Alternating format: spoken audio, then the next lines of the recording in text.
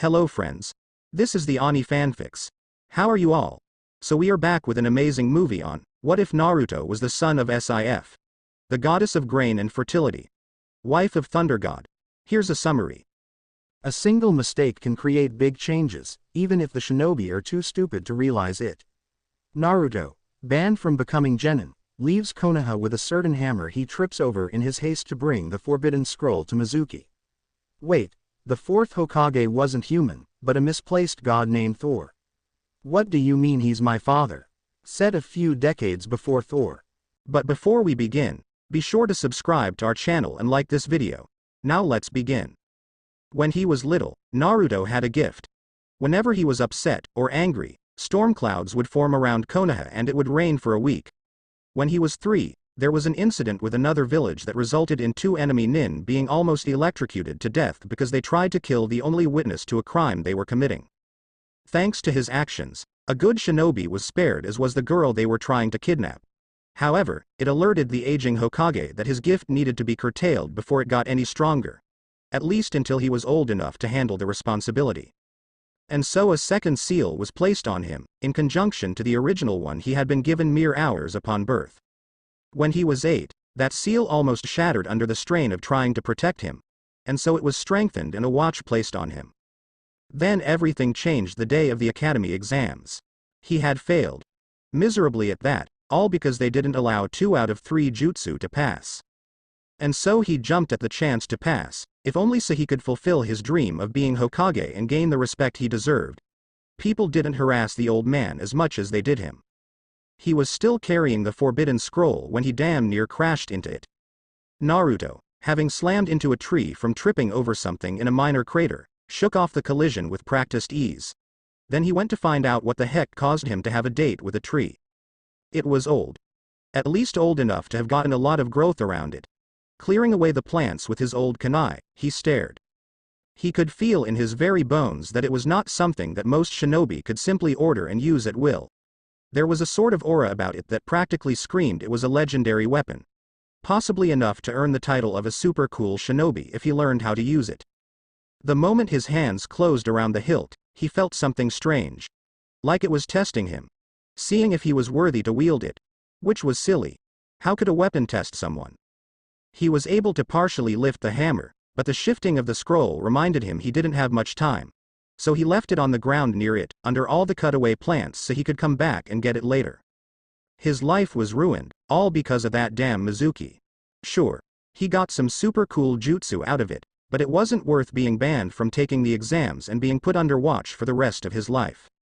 Those old crones that advised, the old man had made it clear that Naruto would never be a shinobi if they had any say in it, not after he was caught by a hiding Anbu with the scroll. Even if Mizuki was caught and arrested, the fact remained he had stolen an important document. Because he hadn't graduated, he was still under the watch of the civilian council. That meant they had almost complete control over his life. He was sick of it. He was sick of Konoha and sick of being jerked around like a puppet. After eating his ramen, he came to a decision. He'd leave Konoha. He knew that other villages would be interested in a kid who could steal an S-class document and take out a cage with a single jutsu. It wasn't like he had anything left to lose anymore. Sure, he'd miss Ayame and Tucci, and their delicious ramen. And Iruka, to an extent, if only because he wasn't a total dick like Mizuki. The old man had been rather harsh with him, so he had no real opinions on the one person who had kept him alive for the demon he contained. Oh yes, Mizuki had been positively gleeful about dropping that little bomb on him before he tried to steal the scroll from him. He gathered up what little he could call his own. Namely his plants and the few clothes that weren't basically scraps at this point. He finished off the food in the fridge, as he had always been quite good at foraging compared to the other students. He could live out in the wild, so long as he avoided people. And he could pick up that weapon he tripped over. He highly doubted anyone would actually miss the thing, considering how overgrown it had been. Heimdall had felt the tremors in the stars long before Thor went missing. He was alive, but no longer in the physical form. A fact that devastated his mother, and to some extent Loki as well. So when he felt the song of Mjolnir once more, he barely dared to hope. The first song was faint, barely able to reach Asgard. The second time was much stronger, and he knew someone had claimed the hammer. Using his powers, he was able to find a single blonde boy who bore remarkable resemblance to Thor, only he most certainly wasn't him. A son, perhaps? Heimdall sent a summons to Odin. If this was Thor's heir, then they needed to be ready for him. What is it, Heimdall? What do you see? Asked Odin, when he arrived less than half an hour later. He had come as soon as he could, hoping the gatekeeper had found Thor. Sire, someone has claimed Thor's hammer. Odin felt a surge of hope. Perhaps Thor had found his weapon after so long. It is a child. It took a few moments to process this declaration, before Odin carefully asked, "Do you believe it to be Thor's?" There is some resemblance to the mortal form he was banished in. More than enough to warrant a test of his blood to see if there is indeed a legacy. Where is he? I shall summon him momentarily. He is too deep in territory that could draw undue attention to us, and might bring the mortals to Asgard. They have techniques that span the realm of time and space, explained Heimdall. It took far too long for Odin's liking, but once the child was far enough from the mortals' hidden village, he acted. The moments it took for the Bifrost to bring its surprised passenger were almost unbearable. The entire kingdom had mourned when it heard Thor was unreachable and possibly lost. Odin examined the boy, who had ran until he was so tired he couldn't possibly stay awake. He looked like a peasant at best, and an orphan at worst. Bring him to Ire. We shall test the bloodline while she examines him, said Odin. He could see Mjolnir was clearly visible in the child's rough bag, nestled safely next to some plants that were well cared for. As you wish, sire, agreed Heimdall. It had been far too long since they had any hope to find Thor. If not for the hammer, Heimdall never would have been able to find where he landed, for he had somehow been thrown horribly off course. Frigga was quick to pounce on her husband when she heard of the child now safely in the infirmary. Is it true? Has he returned? She asked, not daring to hope. Patience, wife. Thor has not returned, but there is a possibility he left a child behind. A boy has claimed Thor's hammer, and Heimdall has retrieved him from one of the mortal worlds, said Odin. Frigga sagged. She wanted her son back, but the idea of a grandson to spoil and train was enough to lift her spirits. I have Ire testing his blood now to see if he is indeed Thor's son. Even if he is not, he will be welcomed as one of our family. Ire walked up to the king and his wife. Her face spoke volumes. My lord Odin, I have tested the blood. He does bear the prince's bloodline. The child is indeed Thor's son. However, while we were examining him we found something strange. Prince Loki is examining the boy as we speak. Frigga didn't hesitate. This child was the last link to her firstborn, and anything that required Loki's help generally meant magical interference. Naruto didn't open his eyes immediately. He knew something weird had happened because he had most definitely fallen asleep on the cold, unforgiving ground, and now he was on the softest bed he had ever been on in his life. Plus the smell was all wrong, as were the sounds. Some of the lessons at the academy stuck, much as he hated that place and everything to do with it. He woke up slowly, and took stock of his surroundings. He definitely wasn't in Konoha anymore. He noticed his plants were safely on the table next to him, as was that weird hammer he found. Though it was on the floor and on its side. He also found his goggles on the table, next to the plants. His clothes were nowhere to be found. He also found a glass of water, which was great because he was really thirsty. It looks like you're finally awake, said a pleasant voice. He settled on a woman with a motherly feel about her.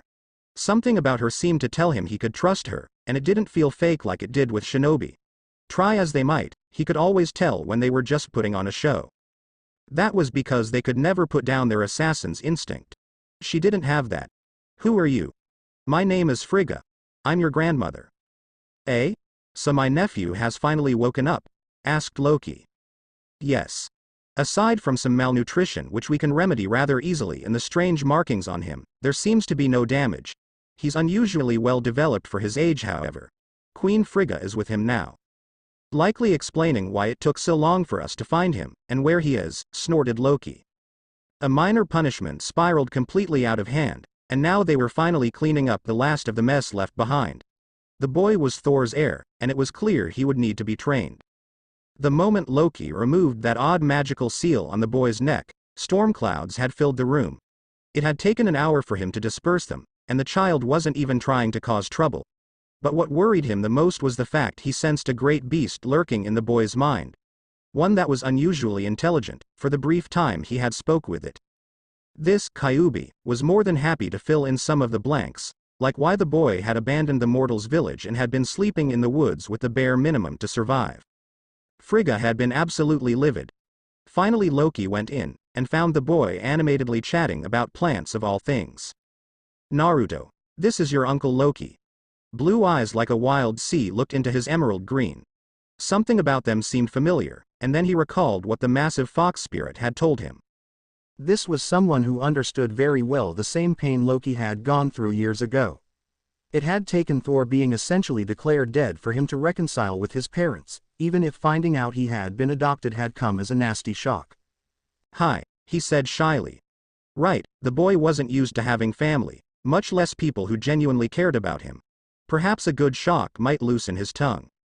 That massive fox you have sealed inside of you was quite vocal about his approval of you leaving. Something about red eyes not being able to find him on another world, said Loki dryly. The boy's eyes went wide, and he almost thought for a moment they would pop out in shock. You talked with the Kyuubi? He said in shock. You'll find that most things with that level of power are generally intelligent enough to converse. The trick is convincing them it's worth their time to do so. He's not a mindless beast, said Loki. Naruto looked pensive, until he suddenly realized there was yet another storm cloud hovering over him. He tried to swat it away, only to be shocked by a tiny lightning bolt for his trouble. His already spiky hair was now standing on end. Stupid clouds. Why do they keep coming back? He complained. Loki smirked. I found a magical seal on your neck that was used to repress your natural powers. Someone went to a lot of trouble making sure you were unable to learn how to control them naturally. The moment he heard that, Naruto scowled at the reminder. It was remarkably like Loki's own angry scowl when someone went out of their way to cause him trouble. Though most generally didn't anymore because he could be twice as nasty. Stupid old man. I bet he had something to do with it. Ah yes. Your fire shadow. I believe Mother and Odin would be delighted to speak to him, said Loki. Though his tone of voice practically said volumes of how that meeting would end up going. The fox had also been paying more attention than the one who was unlucky enough to be his prison. He knew that the old man had only done the bare minimum of providing for him, and despite his wishes, Naruto had almost no connections to the village at all. At this point he could care less if it burned so long as 1 or 2 people were allowed to escape the disaster. Which mostly consisted of the ramen chef and his daughter. Not my problem. If you want to light a fire under the old man's ass, I could provide you all the blackmail material you'd need, said Naruto. Oh? He's a total pervert. He has this secret safe behind the bookshelf that has all these orange books written by some sage that are full of adult-only material. If you stole them all, he'd panic more than if you stole the forbidden scroll. Though if you did, I wouldn't recommend opening them since I trapped most of them, said Naruto vindictively. Frigga hid a smile. I think you and your uncle are going to get along just fine. But I better not hear that you've been corrupting your nephew, said Frigga. How could I ever corrupt him? Asked Loki innocently. Naruto snorted from the bed. You need to work on your innocent face more. I barely know you and even I can tell it's completely fake, said Naruto flatly. Loki smirked at him. I can tell we're going to have a lot of fun together. While word quickly spread about a lost son of Thor, very few had actually seen the boy in person. This was in no small part due to the fact that because of the seal, Naruto had very little, if any, control over the storms that kept popping up. Loki gave him a month before he learned to control them. It was only natural then that when Lady Sif met a blonde child with blue eyes, she was unaware of his true heritage. She had been out keeping the peace when he had been found, after all. Unfortunately, it would go down in the memories of the guards that while Thor's lost son might look like his father, he almost certainly took after Loki in personality. And to make matters worse, he was far more experienced than the prince in evading capture, and had all the energy of a squirrel on coffee. It was really a pity about that vase. It had been a perfectly ordinary day, and Sif had taken to the training grounds. Word had reached her about a legacy left by Thor, which sounded ridiculous because last time she checked, he had no heir. Ever since he was declared dead, some child or another popped up out of the woodwork claiming to be his heir every year or so, if not sooner. So when she found a blonde child watching her with open interest, she attempted to ignore him. However, after a few hours, the child got bored and started talking. Normally this wouldn't be a problem. save for the fact that the brat wouldn't shut up. Considering his hair color and the fact he wasn't being chased out by the guards, she was betting he was the result of one of Fandrel's indiscretions. He was a loud mouth as well, and he did somewhat look like him. Finally she couldn't take it anymore. "Look, you little nuisance, why don't you go play?" she said irritably. Ever since Thor disappeared, they had been working harder than ever to keep the peace. "I'm not allowed to leave the castle grounds until I learn to keep my power under control," said the blonde nuisance. "Then go bother someone else," said Sif irate. "I'm supposed to stay in one place until it's time for my lessons, so I picked here. It's peaceful." There were many words to describe the royal training grounds, but peaceful wasn't one of them. In fact, it was downright noisy with all the training going on. Sif's annoyance only got worse as the afternoon seemed to drag on. The brat didn't leave and more importantly wouldn't let her train in peace. She had enough. "Look, just go away and leave me alone, you stupid brat. Children shouldn't even be here, so go run along to your mother." She completely missed the hurt look on his face, which quickly shifted into a blank one. Had she known more about him, she would have been more worried about what he did next. "Suit yourself, lady, but don't come whining to my uncle when you realize that words hurt," said the boy cryptically. Oh, how she would come to hate being on the wrong end of the boy's devious mind. An hour later, Sif was rather irritated when Fandrel didn't own up to the pest she had dealt with earlier. She was about to head into her room when it happened. Something foul-smelling and sticky was dumped onto her as she tripped over a wire she hadn't spotted quickly enough. Shrieking in rage, she immediately started to look for Loki. It took her 2 seconds to spot the smug expression on that blonde child's face, before she immediately began chasing him. She didn't care whose child he was going to get what he deserved. "Get back here, you brat. Catch me if you can, old hag," he countered with a laugh. Sif hated to admit it, but the boy was quick and more slippery than an eel. Every time she thought she had him, he would use the nearby surroundings and practically jump around like a monkey, evading her grasp. As fit as she wasn't nearly as adept at making hairpin turns or using her surroundings to her advantage. And the one time she tried throwing a knife at him to startle him into slowing, or panicking, he expertly dodged it, then grabbed it and tossed it back in her general direction. It was a very sloppy throw, but the fact was that his aim was almost good enough to hit her, and that had caught her off guard. It took her a few moments to realize her quarry had escaped, and half an hour before she gave up and cut her losses. With Naruto, he was grinning madly, despite being in the custody of his uncle. Loki had come looking for him, partly for his magic training. He was 5 minutes late, but mostly because he had heard the commotion. "May I ask what Lady Sif did to earn a bucket full of some rather foul-smelling slime and oils? She called me a stupid brat, and she wasn't very nice." It didn't take much for him to put 2 and 2 together. Lady Sif had only returned, and had obviously run into his nephew in the training ground where he liked to watch the guards practice. Her foul mood had caused her to be short with him, which resulted in Naruto playing a rather minor, if embarrassing prank.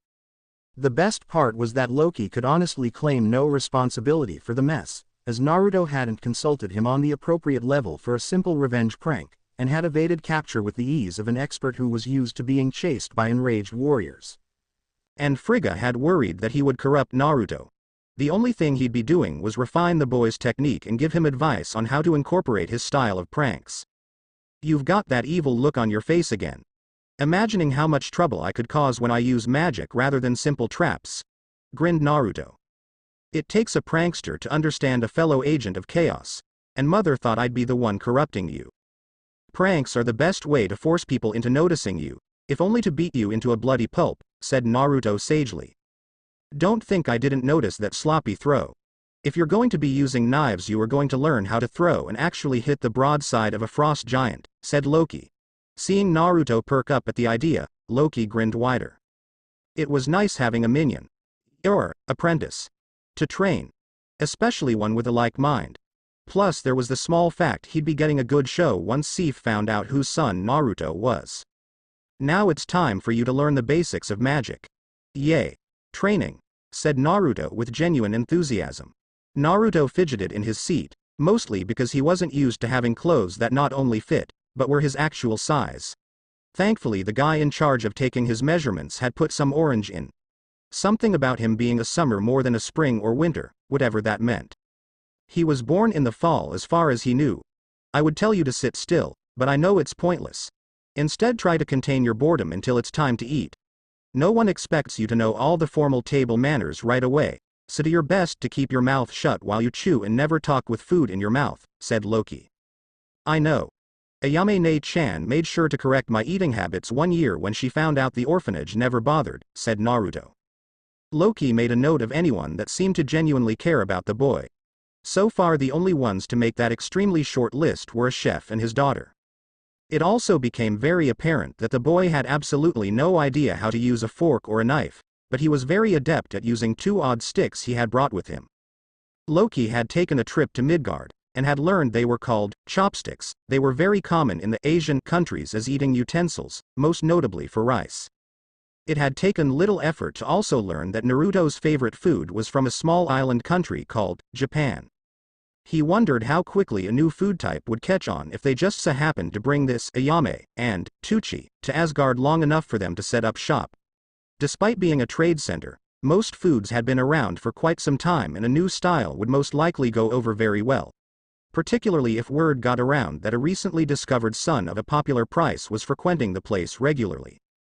He made a point to pick up more of these chopsticks, so that Naruto would be able to eat with more than just his hands. Considering the nation was still in recovery from some sort of dangerous explosive device that hit 2 different cities, no one questioned why he was there. From the looks of it, the mortals had only recently ended a war a few years earlier. Loki didn't bother hiding his grin when Sif spotted Naruto at the table in a place of honor. It was clear what her thought processes were, and he couldn't wait to see the expression on her face when she heard Odin's announcement. This would be Naruto's official debut among the Asgard elite, which would trickle down back to their allies and spread across the 9 realms. As he wasn't even considered an adult, and had been in a rather backwater world that hadn't even begun to visit space, no one would question the fact he stayed close to Asgard while they brought him up to speed. Odin stood and everyone was more or less silent. They were all very curious about the blonde child between Loki and Frigga, where Thor used to sit. Everyone. Many years ago I was forced to banish my own son from Asgard as punishment for his arrogance. All the 9 realms mourned his loss when he was declared effectively dead. However, Heimdall came to me with joyous news that Thor's hammer had been found. More importantly, it was claimed by a small child who fit the right age when my son was killed. May I present to you Thor's legacy, his son Naruto. There was stunned silence, and for a moment Naruto worried that he wouldn't be accepted. Then the roar of approval and joy was heard, nearly making him flinch. To be fair, he had no idea how popular his father had been before he vanished. Everyone loved Thor, so finding out he had had a son before his death meant they loved Naruto by extension. It was a strange feeling. However, the best part was seeing the look on Lady Sif's face. Her mouth was wide open in disbelief and horror. There was music, there was plenty of food. He got into an eating competition with Volstagg and won, to the amusement of Loki, and he was more popular than Fandral was for an entire night. Fortunately, no one expected him to be a prodigy, though they watched with approval whenever he managed to rein in the minor storms he kept creating over his head. Apparently Thor had similar issues when he was a child, but had learned to control it over the years. When told his age, he was a child in many ways to the Asgard. No one questioned the lack of control. Loki carried his nephew to his room, where he was out cold before he was even in the bed. For a child who normally had energy to spare, he considered that a victory in itself. Frigga watched the entire thing with approval. It was clear Naruto was very good for Loki, who normally hung to the side, especially around Lady Sif and the Warriors 3. Naruto had gravitated to Loki without even realizing the significance of it. It had forced Loki into the limelight as Naruto unconsciously sought his approval the entire night. He accepted Frigga's status as his grandmother, and Odin's status as the king, though it was clear he put Odin on the same level of a shadow, with less paperwork to deal with to make it easier to remember. But in terms of who he preferred to look up to, it was obvious he preferred Loki. You would make a good father for the boy. I'm sure Thor would approve. Loki blinked, as if such an idea had never occurred to him. It likely hadn't. After all, Naruto had only been in Asgard little over 4 days. I'm not sure that others would agree. Frigga tutted at him. Come now, Loki. Surely you've noticed that out of all of us you are the only one that the boy has consistently gone to for advice and support. He trusts me to a point, but whenever he needed help you were the first person he sought out. I assume you're also responsible for the prank on Lady Sif earlier. Word had already spread about Lady Sif being covered in some rather foul-smelling concoction and forced to walk through half the palace just to reach her room and clean up. Everyone assumed Loki had done it. Loki snorted in amusement. That was all Naruto's doing. I had no idea he had pranked Sif until I caught him because he was late for his lessons. Frigga held a hand to her mouth to hide her amusement. She had heard the full story from the guards earlier about how Sif had been short with a blonde brat she had assumed was one of Fandrel's, only for the boy to prank her and lead her on a merry chase through the palace. Finding out the boy who had cost her some dignity was Thor's heir had come as a very nasty shock for her. It was yet another sign that Naruto would likely enjoy being Loki's adopted son. It took less than 3 hours for word to spread that Thor's hammer had not only been found, but so had an heir. While some stumbled on the boy's name, the fact remained that the line hadn't been broken. Enemies of Asgard started making plans to dispose of the child, while their allies rejoiced at the fact that Thor had at least left behind an heir to the throne, thus securing the line of succession. Meanwhile, on a certain planet an old man was reaping the seeds he had sown in his folly, worried sick about a small blonde child who had gone missing without a trace, save for a strange seal that not even Jiraiya could figure out. 6 months later. Come on Naruto, put some effort into it, said Loki. 8 knives sailed through the air and thudded into the target. Most, if not all, landed in the center.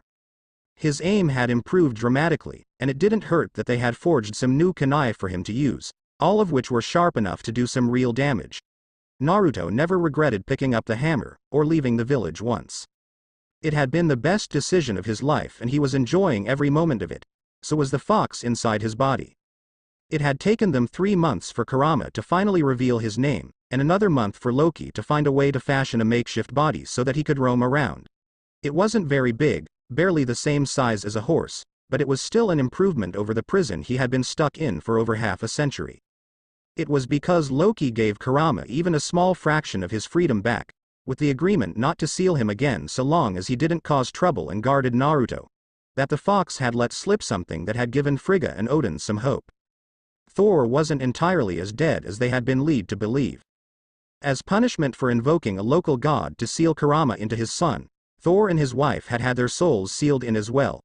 It was likely the Shinigami had recognized what, or more accurately who Thor was, and decided to add a lesson on top of what Odin had already put into place. As such, Naruto was not only carrying around a massive fox with an anger management issue, but the souls of his parent as well. Odin had gone to Hel, the ruler of the realms of the dead, and asked what needed to be done to free Thor and his wife. The results weren't very promising. The only way to free Thor and Kushina Uzumaki would be to use at least 3 would be preferable, infinity stones. Specifically the stones governing the soul, mind and reality. It was dangerous enough having 2 of those together, never mind 3, and they had all been lost or deliberately sealed away. So Frigga and Loki discreetly kept looking, all the while they started catching Naruto up on the training he should have had years ago. He had caught up most of it rather quickly when Loki discovered a unique aspect of the shadow clone jutsu, and had abused it accordingly to ensure Naruto's education was adequate. Thor had never been the most tactful of people, but he had at least known when to keep his mouth shut and to use words rather than violence to get things done. It would seem that this Konoha hadn't realized what an asset they lost by neglecting his son. It had taken a few months for Loki to realize what his mother meant, and when he did, he didn't waste any time adopting Naruto. Until they found a way to free Thor and his wife from the seal without killing their son or the fox, Loki would be the father figure in his life. Naruto had been beyond thrilled at the idea, and had taken to copying Loki to some extent. Though that didn't mean he lost his trademark orange. Not by a long shot. He always had it on him somewhere, but now it was in tasteful moderation and didn't make people want to gouge their eyes out. He was still the same prankster he had been before, much to the annoyance of people like Amara and her thug, who were usually on his short list of people to hit, and he was still faster than most of the guards or his father. The only difference now was that people actually wanted to train him, and he seemed to grow in leaps and bounds whenever it came to fighting. Loki had learned rather quickly that teaching the small stuff was going to be nearly impossible for Naruto to use effectively when it came to magic. His reserves were simply too big for him to cast minor illusions or spells without it blowing up in his face. So he started with the big stuff that almost no one used, particularly if it involved the weather or using the wind in some way, and then dialed it down until he couldn't bring it back anymore. It was doing wonders for his control issues. Naruto looked at his dad, who smiled at him proudly. Well done. Keep this up and I might take you out to the bazaar to pick up a few more books to read. Naruto perked up. He loved to read once Loki had shown him how. Having someone with the patience and time to explain things to him had made a vast difference, and once given a chance he absorbed things like a sponge that had been dry for a long time and was suddenly dropped in the ocean. He still hated etiquette and politics, but he could sit still long enough as long as he was worn out from training. Kurama only woke up when training was over. He was considered Prince Naruto's pet at this point, but as long as no one harassed him about it he didn't care. It was still a better arrangement than he had before. He walked alongside Naruto, acting as a visible guard for him. Despite all of Loki's best efforts, Kurama was still restricted to less than half a mile from Naruto before the seal forced him back. It didn't take long for Naruto to spot something that caught his interest. Or to be more accurate, for his nose to twitch at a familiar smell that had his mouth watering. No way. Loki smirked as Naruto practically teleported to a decently sized restaurant that had just opened a few days ago. Hearing his son's happy shout told Loki that the effort of convincing the father-daughter duo to relocate to an unknown location had been entirely worth it. The village known as Konoha seemed to lose some of its appeal when Naruto went missing, and very little was being done to find him. Hearing the circumstances behind why he disappeared, and realizing that far too many of the villagers were very happy to see him gone had made it pathetically easy for Loki to swoop in and convince Chuki that perhaps relocating to a bigger building that could have a potentially large customer base was a good idea. Finding out that the rent would be part of the payment for the building had made the deal even more enticing. It was only after he had packed up everything and left that Loki dropped the bomb that the new village they were moving to was where Naruto was staying at. Loki went in and saw his son happily catching up with his two favorite people from his home. Any chance of him even remotely considering returning to that world were just shot to hell, from his son's expression. "Hey old man, come meet my new dad," said Naruto loudly. It took Tucci 3 seconds to recognize Loki. Once Naruto was successfully distracted by the food, he discreetly spoke to him. "You brought us here deliberately to ensure he doesn't go back, didn't you?" That and because you two were the only people he spoke of that seemed to actually care about his well-being. The fact you've done your best to care and protect for him as well as you could considering the circumstances was more than enough to reward you with a new client base. And once word spreads that he frequents this restaurant quite regularly you'll have no end of customers to choose from. Though if you have someone by the name of Volstagg come in, make sure he pays up front whenever possible. "That man's like an Akamichi. Wasn't too hard to guess he might try a dine and dash," said Tucci smugly, patting a rather familiar sack of gold. Now that they were on the same page, Loki tried to emulate his son using the chopsticks. It took some getting used to, especially considering how adept Naruto was at using them, whereas Loki was more accustomed to knives and forks. As if having a new type of food hadn't already made Ichiraku's insanely popular among the commoners, hearing that the youngest prince frequented it with astonishing regularity, at least 3 times a week, made it even more popular. Sure, being paid in coins was a bit strange, mostly in getting used to the new currency, but at least here he didn't have to pay an insurance in case of enemy shinobi attack, or worry if his daughter might be captured in the event of an invasion. Loki would have groaned. Trying to find 3 of the 6 infinity stones was giving him a headache. Seeing his son walk into the massive library, he decided to take a break. "What are you and grandmother working so hard on?" "We're trying to find certain stones to free your mother and father from that seal without killing them in the process." Naruto cocked his head in confusion. "Wait, aren't the stones like really well hidden so that even hints of where they are would be insanely difficult to locate?" "Yes. Then why don't we just find the one that governs time and simply switch them with a couple of fakes? I mean, if there was a different seal to hold back Kurama, then they wouldn't be trapped in it, and we'd be able to catch them up on what happened after the fact," said Naruto.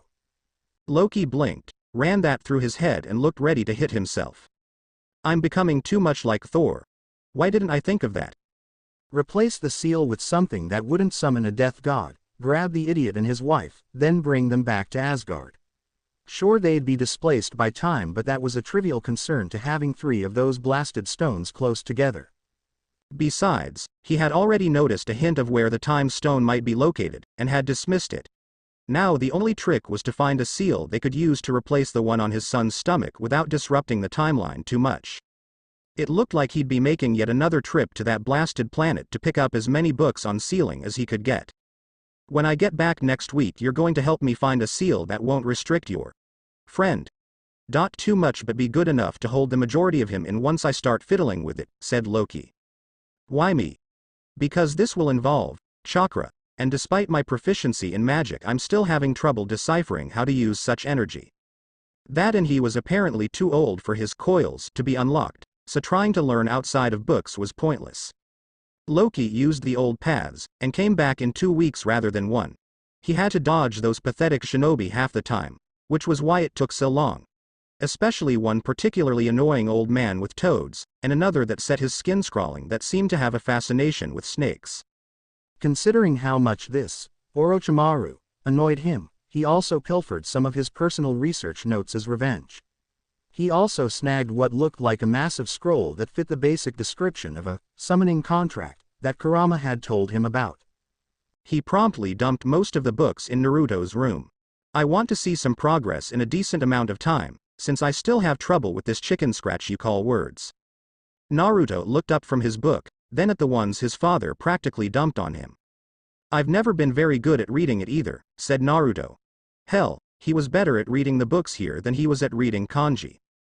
And if I got you a tutor in these shinobi arts? I might be able to figure it out eventually. We'll make a trip to this one place I found that has several rather strong shinobi. That, and it'll teach the man running it not to mess with me a second time. Want me to give him a Naruto special? Absolutely, said Loki vindictively. It had become very clear after a mere year that Naruto was just as terrifying to piss off as his father. While his pranks were childish, they were far more creative in their execution. People had to keep an eye out if they had annoyed him, because he would leave traps in places that had his victims and those around them embarrassed for a few hours. And unlike Loki, he didn't have to rely on magic. It was actually the reason why he kept getting past Tamara and her thug, who had taken to avoiding Asgard while Naruto was there. He didn't use magic to set up the traps. And she never once considered that he climbed through the window to get into her room. She had spells against flying into it, but not someone who used simple climbing techniques to get in, especially considering how high up her room was. Which village is it? If it's stone, then I can't go, because they hate my father, said Naruto. Loki shook his head. It's some place called Sound. 2 months later. Naruto took his first breath of the air inside the elemental countries. And for a brief moment it felt like he was home. Then reality reasserted itself and he remembered the truth. It wasn't home, and it never had been. Asgard had been more of a home than this place ever was, and it had never been his fault. It was the shinobi and the civilians who took out their misdirected anger towards someone who had been just as much a victim as they were. And because of what he held, he'd never be allowed to be anything but a shinobi because of the fact they considered the tailed beasts to be weapons. It was pathetic, really. Say, Dad, would it be possible for us to find and rescue others like me from this forsaken place? I sincerely doubt there are any other heirs to thrones here, deadpanned Loki. I was referring to other people who held tailed beasts. I bet they'd like to get away from all the constant fighting and arguing over who did what from before they were born. We can look into it later, preferably once Thor ascends the throne like he should have years ago. Right. Gotta find someone to teach me how to read kanji properly and how to use chakra more efficiently. With their disguises firmly in place, and Kurama's signature effectively hidden under a civilian's amount of chakra, they wandered into grass country, where Loki had followed the girl who he noticed earlier. She had a fiery temper, but her control was efficient and she was often reading difficult books. Sometime later in the hidden grass village, Karen thought she was being paranoid at first. Who would want to follow a nobody like her? She was just a genin with a proficiency in healing jutsu. There were more important people to follow and kidnap. But she kept seeing people following her. It was never the same people, but the illusion they had wasn't enough to dispel her paranoia. Finally she couldn't take it anymore, and she ended up cornered by a blonde kid and a man with green eyes. She had a kunai in one hand, and was fully prepared to unleash a nasty genjutsu on them both. Wow, you were right, Dad. She is good. Who are you? She demanded. The father raised an eyebrow. We came to offer you a job and a way out of being used as cannon fodder for a village that doesn't seem to really care about its soldiers. Okay. That wasn't what she was expecting at all. What? She said, befuddled. I suck at kanji and my chakra control is shot to hell because it's too big. It's easier to kidnap someone who reads the more difficult books and has decent control than it is to grab some junin. In exchange you get free room, food and the ability to anywhere you want within reason. Why not simply hire me then? The father snorted. Because I know for a fact you're working with a snake-obsessed fool, and this way you can't use anything you learn against us later. Karen stiffened. There's also the fact we'd pay you handsomely for your help, said the boy, holding up a coin. Karen stared at them incredulous. Just so I have this straight. For helping you read some kanji and work on your chakra control, I get free room and board and I get paid in actual gold.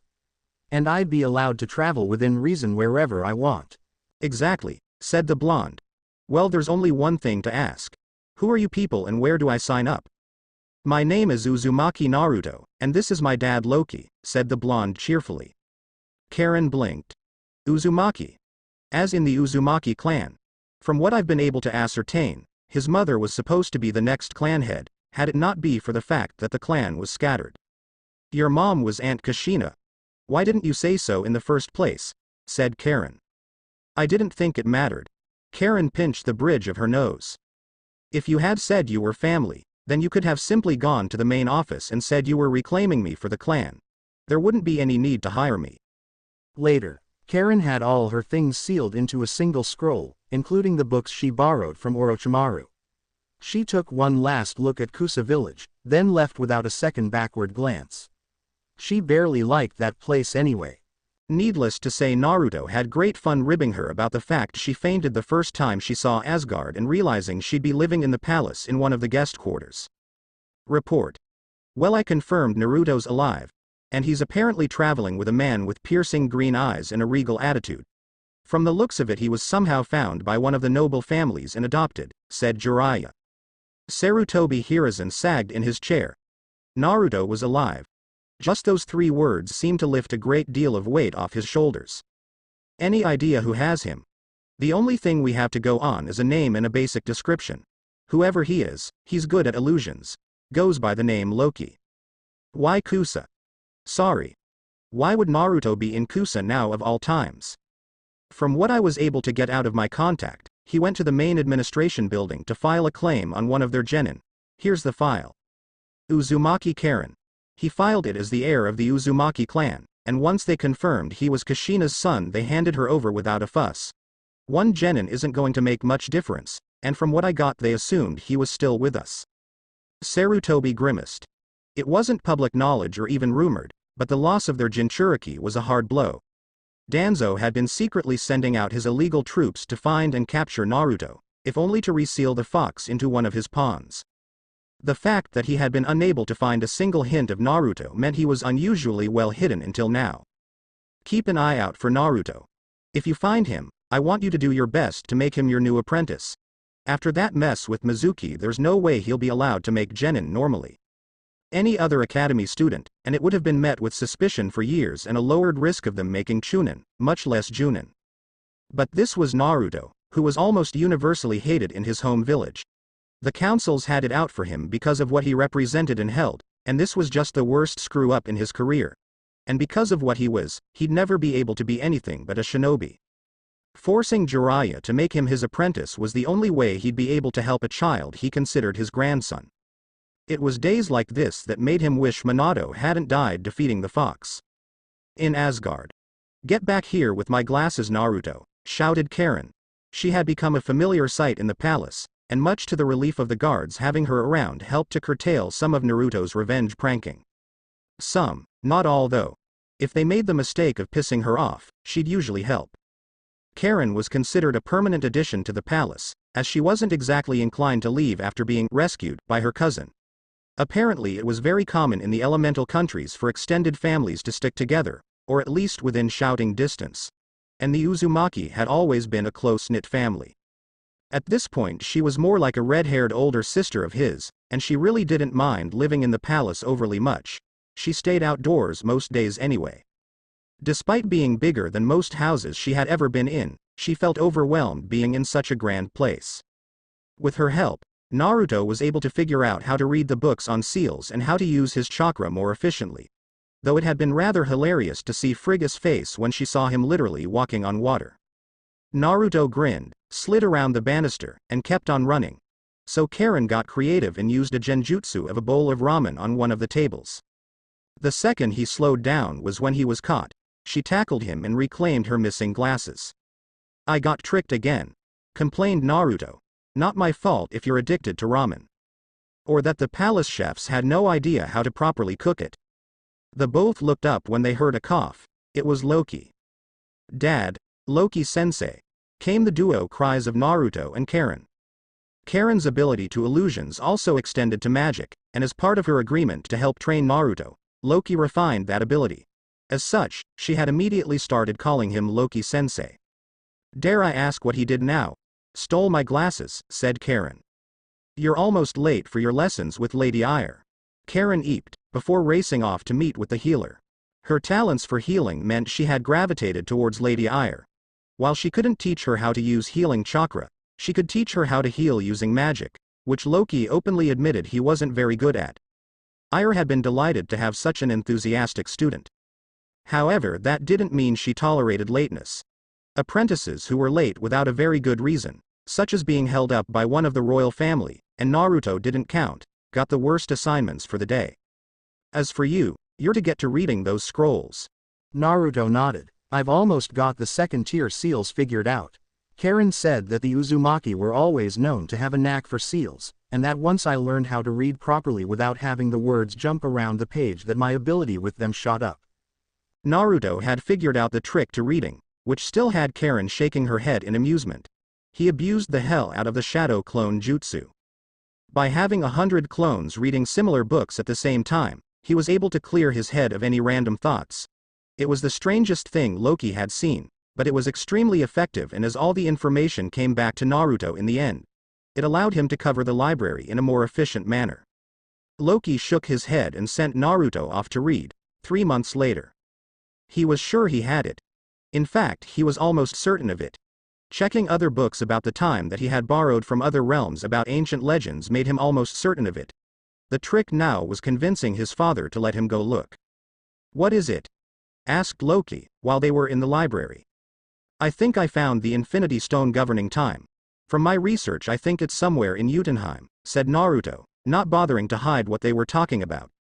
Loki wasn't fooled for a moment. He knew Amara was in Asgard at the moment, and so was her thug. If Naruto wasn't bothering to hide his voice or discussion, then obviously he wanted to send them on a wild goose chase. Seeing a familiar spy of Amara in the library, Loki withheld a snort of derision. Obviously Amara would head to Jotunheim and to try and find the stone, in order to have a bargaining chip to claim Thor. If he knew her, she'd likely use it to marry his mortal form so she could be queen in the present. When they were alone in Loki's rooms, which had even more books scattered about, he looked at his son with amusement. With all the privacy charms and other miscellaneous magics about his room, no one was stupid enough to spy on him. "So where is it really?" "Somewhere in one of the realms I still can't pronounce. Figured it would be easier for word to spread about a stone in Jotunheim where they don't exactly welcome people from Asgard than it was for them to follow us once I'm allowed to visit the world on official business." Loki patted his head proudly. "You follow the prankster's creed very well, Naruto. When in doubt, misdirect and deliver half-truths," said Loki. "Which is always followed by the other creed. Admit nothing, deny everything and make counter-accusations once the other party makes their claim against you," said Naruto. "No matter how nervous you were about a prank, it always paid to wait for the other party to accuse you first. Otherwise you were practically admitting you knew something, and sometimes what they were accusing you was something completely different." He had learned that one the hard way enough times to learn to keep his mouth shut. Loki took one look at the world it was on and grimaced. "If we go there on official business, then it's going to cost you." "What?" "One of the more prominent nobles is having a party, and if you go it'll lead people to believe you're displaying an interest in them." "Are they complete stupid?" "No, just annoying. Then they get minor pranks while we leave shadow clones to do the searching discreetly," said Naruto. He knew better than to ditch a party without hard proof that they found what they were looking for. Did I hear the word party? Loki and Naruto jumped. Karen. You seriously need to ward your windows. Before you two came, no one was crazy or skilled enough to climb through open windows into rooms, and I did ward them. For sound, not for people sneaking in. What are you two creeping about for anyway? We're trying to find a magical artifact that can allow one to traverse time so we can retrieve the fourth Hokage and his wife, instead of them being sealed into Naruto's stomach with Kurama, said Loki. I'm pretty sure that the clan was working on a time travel seal before the village was attacked, and that it wasn't fully completed. Have you considered raiding Uzushiogakure for that instead of finding some super powerful artifact? Naruto and Loki looked at each other. New plan, we find out where the thing is, leave it there. Then I show you how to get to the planet from the past using the old paths and you find a way to use it to get back, said Loki. They weren't looking for it in the past, and this way they had a backup plan if the first didn't work. Yay. We get to visit the old village. You know odds are you'd find more Uzumaki if we spread word that the clan heir was looking for them. Naruto looked at his father. Personal guard force? With the elite chosen as bodyguards? No one would suspect them and they are professional assassins. We could have the more noteworthy ones living in the palace or specially appointed housing. It's nothing.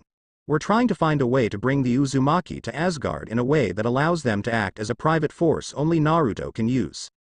Family sticks together, and the elemental nations isn't exactly what I'd call a healthy place for those with talent. Far from it, they'd get singled out and killed far too young. Allowing your clan to expand on seals would give us the perfect opportunity to bolster our own defenses and give them safe haven, with a select few acting as Naruto's guards, said Loki. Sounds complicated. Well, family takes care of its own, right? Besides, at least this time those stupid Uchiha jerks won't be able to take all the credit. Mito married the first Hokage and helped create the village, and yet everyone is quicker to remember how great the Uchiha clan used to be and forgets about how Madara betrayed the Hokage. And they treat the name Uzumaki like it's dirt, said Naruto, practically ranting. Karen's eyes went steely. Yet another reason why they have no say in how you live your life, cousin, said Karen coldly. Naruto had reluctantly explained how he came to Asgard in the first place. Karen wasn't a lawyer, but she did know the gist of hidden village life long enough to gleefully point out that since Naruto claimed Asgard as his home, and they had confirmed he was one of theirs, that Konoha had lost any and all claim on him the moment they declared him one of the heirs. It had to do with clan politics and the fact they had prevented him from being promoted from student, who ranked as a civilian in the hierarchy of a hidden village, to genin, which meant he was a ranked member of their army. Because Naruto had been effectively told he couldn't become genin, despite being tricked, he was still considered a civilian by the standards of the hidden villages. That meant the Hokage legally had zero say in where he lived. And the fact he left the village and now claimed Asgard as his home meant that the old man lost any control he had over him in the first place, as he had no say in how or where civilians lived outside Konoha's boundary. The only time he could tell Naruto what to do would be during times of war or crisis, and that was only if he were inside Konoha. Which meant any chances of him ever returning to the village were shot to hell. The trick here would be convincing Odin to allow it. But if we wait for Kushina to be recognized as the queen, then people won't question her relocating her family somewhere safer and easier to guard. And of course they'd show their appreciation by helping out wherever they can. Such as increasing security for the palace and the like, said Loki. You know, sometimes you really remind me of Orochimaru. Only without the creepy snake fetish or vague feeling that you're a pedophile with a thing for young boys, deadpanned Karen. Naruto snickered. So basically you're saying he's as sneaky and tricky as Snake? Or a fox, she said, grinning at him. We have another sighting. This time it's on the outskirts of Whirlpool, said Jiraiya. First grass, now Whirlpool. How is he slipping past us? He knew at some point Naruto might try to visit Whirlpool. He had ninja posted around it and he knew Danzo likely had some as well. Yet somehow Naruto managed to get past all of them and land on the island. There's more. There are reports of a red-haired girl with a loud mouth that fits the general description of Karen Uzumaki. Sarutobi grimaced. Grass had been most displeased finding out that they had let one of their genin go, only to learn she wasn't in Konoha. Learning Uzumaki Naruto was the heir of the Uzumaki clan, but not actually old or ranked enough to warrant clan head anytime soon had come as a nasty shock. Especially when they learned about the circumstances behind him leaving Konoha. Relationship with grass was on shaky ground. He could only hope it didn't crumble out from under them. Alert all outgoing shinobi and everyone on your contact list. I want him found before Danzo, our kami forbid Iwa learns that Uzumaki Naruto is outside our protection. Loki smirked as yet another minion spread the word. Once they had Thor on the throne, Kushina could recall the Uzumaki and they'd have an entire clan's worth of seal masters capable of reminding people of Asgard's superiority. Really, finding Naruto had given him a new direction to invest his time and energy. It hadn't taken very long for Loki to realize he didn't want the throne of Asgard at all. Having everyone's eyes on him made backroom dealings nearly impossible, and every action he made was scrutinized for any nuance that might be exploited. Having to guard the throne whilst Odin went into one of his hibernation periods had been rather enlightening for him. His work was best suited to the shadows, while his brother, and now his nephew, held the limelight off him. That wasn't to say Naruto had no ability to hide in the shadows. Most of his pranks were done in the dark of night when no one was watching. And he had a way of ferreting out information without having to pay for it. And having his heritage being disclosed privately when Thor was confirmed not so much dead but as good as, well, it had forced him to look back and see his actions for what they were. Loki would never begrudge his nephew, son the throne. Because on an elemental level, Naruto understood better than anyone had any right to exactly how Loki had always felt. On the outside looking in. Not exactly hated, but most certainly not welcomed without outside interference. Without Thor there, he had found quite a few friendships, were more in line with people tolerating his presence to humor the blonde idiot. Naruto was exactly the same. He was an outsider looking in, only unlike Loki he never had anyone bring him even to the fringes. Yet he kept up the same smile, hiding his pain. It wasn't until he was found and brought to Asgard that the smile became real. So yes, Loki would do everything in his power to support his nephew. Even if it meant shifting through the wreck of a destroyed village for a seal that might have been removed before the attack ended. Oi! What are you lot doing here? Naruto turned to the source of the voice, to find an old man with faded red hair. Around his shoulder was a scratched and beaten symbol with a familiar spiral. Who are you, old man? I'm asking the questions here. What are you blasted treasure hunters doing here? My name is Uzumaki Naruto. I'm going to be the best there ever is, said Naruto loudly. He had long since abandoned his dream of being Hokage. I'm Uzumaki Karen. The old man looked at Loki. Just call me Loki. We're trying to find an ancient seal rumored to travel time to retrieve the clan head of the Uzumaki clan as well as her husband. The old man seemed to peer into their eyes, and realized they were being truthful. Well, you're looking in the wrong spot. And anyway, the way to the seal won't open without the blood of a living Uzumaki, so you'll have to prove your claims, especially the blonde. They followed him, though only Loki did so warily. What they found could only be called an underground temple. The old man waited, but Loki wisely did not enter. I am only related to Naruto through his father. I have no Uzumaki blood to test. The old man nodded. Good enough for me, at least you're honest about it. Hey old man. How do we prove we're Uzumaki? Cut your hands and put it on the pillar. If you're really Uzumaki, then the way will open. If you're not, then I wouldn't want to be you, he said flatly. You're surprisingly helpful, and completely unafraid of the repercussions should you deceive us, said Loki. I'm already dead. A mere chakra ghost that the elders put into place to ensure that the remnants were able to pick up the pieces later and to trap grave robbers, he replied. Fascinating, said Loki, and it was, inside the shrine. I can't believe that trip to that realm was a total bust. I mean, we had to suffer through that stupid party for nothing, complained Naruto as they descended deeper into the ground to find the seal. I know, grumbled Karen. And where is this stupid seal anyway? There's no reason to put it this deep down. Unless it's a seal of such super awesomeness that it had to be hidden away. I mean, could you imagine how Iwa would use a seal that allowed time travel? Karen shivered at the mere idea of such a thing. Any shinobi village with the ability to time travel was a bad thing, and would almost certainly spark another war, regardless of who had it. The Biju on their own was bad enough to deal with. I think we're here, said Karen. There was another door. Naruto put a freshly bloodied hand to it, as did Karen. It slowly swung open, revealing a massive, if incomplete, sealing array. The moment they stepped into it, however, and Naruto's blood dripped onto the seal, it activated.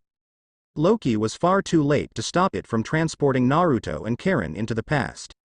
15 years in the past. Ow. What the hell just happened and who can I kill for it? Snarled Karen. Naruto looked around, and found the door firmly closed. I think the seal activated. Karen looked at him blearily, her face full of anger and worry. What? I think the seal activated. The door closed and you know Dad would never lock us in here. Plus I feel exhausted and with Kurama that shouldn't happen. So how do we get out? That door was undisturbed when we found it. Naruto conjured some light, felt a strange tug below him, but ignored it in favor of something else he spotted. There's another door. I'm betting that they added an air shaft to make sure anyone who came this way didn't die from suffocation, since the front entrance was pretty much blocked by the rubble. One way to find out, said Karen. It took them much less time to get out through the second entrance. A freshly bloodied hand later, and they were out. One look at the sun told them they had either been out cold for hours, or this wasn't their time. When they got to shore, they confirmed Naruto's guess. Minato Namikaze was the Hokage, and was still alive. More importantly, they were several months early before Naruto was born. Which meant they had several options. Option 1, go to the Hokage, forcibly remind him who he was and take him and Kushina back before they died. Not really an option, plus it might screw with the timeline too much. Option 2, infiltrate Konoha. Wait until the Kyuubi was set loose and then seal him with something less disastrous and kidnap the Hokage and his wife. Definitely doable, with plenty of leeway after. Option 3, head to Asgard, explain to Odin who and what they were, then come back and kidnap the still-sealed Thor after he reclaimed his hammer. Again, not really an option since it would take far too much time for them to believe them and had the annoying side effect of possibly erasing themselves from existence. Option 4, let the timeline catch up with itself. So. Option 2 then, said Karen. Well duh, the question is what are we going to do to kill time? I'll infiltrate the library. You keep your blonde hair under a henge or something and change your eyes so no one will recognize you later. Maybe I could convince Tsuchijii-san to let me work as a ramen apprentice. Karen snorted. You'd eat all the stock. Maybe construction then, said Naruto. He was strong enough to haul things around. Or you could help at a blacksmithing shop. It's not like you don't have the strength for it and no one would look twice at you creating your own weapons. Besides, isn't that hammer supposed to be good for making things? Naruto rubbed his chin. You have a point. On the other hand, there's no way in the cold realm of Helheim I'd ever make weapons with the hammer. It automatically imbues them with superior qualities and that village sure as hell doesn't deserve anything made from it, said Naruto. Then leave it as a reserve or as your own personal weapon. With their plans made up and a few harmless changes to Naruto's hair color through local plants, a true prankster recognizes items that could change color to things like skin and hair, and suddenly he was no longer a blonde. Though to be fair, with hair as light as his he could be any color he wanted.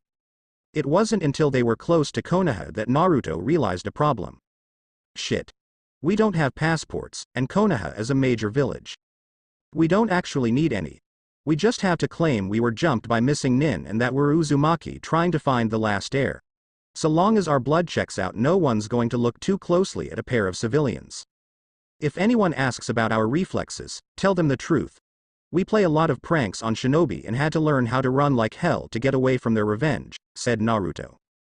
Karen snickered, because that was actually the real reason Naruto was so fast. He was used to outrunning Anbu, for Odin's sake. With that, the two continued on their way to Konoha. Naruto kept his copy of Mjolnir on hand, since he rarely bothered to carry around the real thing. For one thing, that hammer only made his tenuous control over the storm clouds he kept summoning worse, since he had yet to figure out the trick to it. Konoha gates. Passports. Yeah. About that. Said a red-haired teen with blue eyes. The guard looked up, saw a pair of red heads and didn't look amused.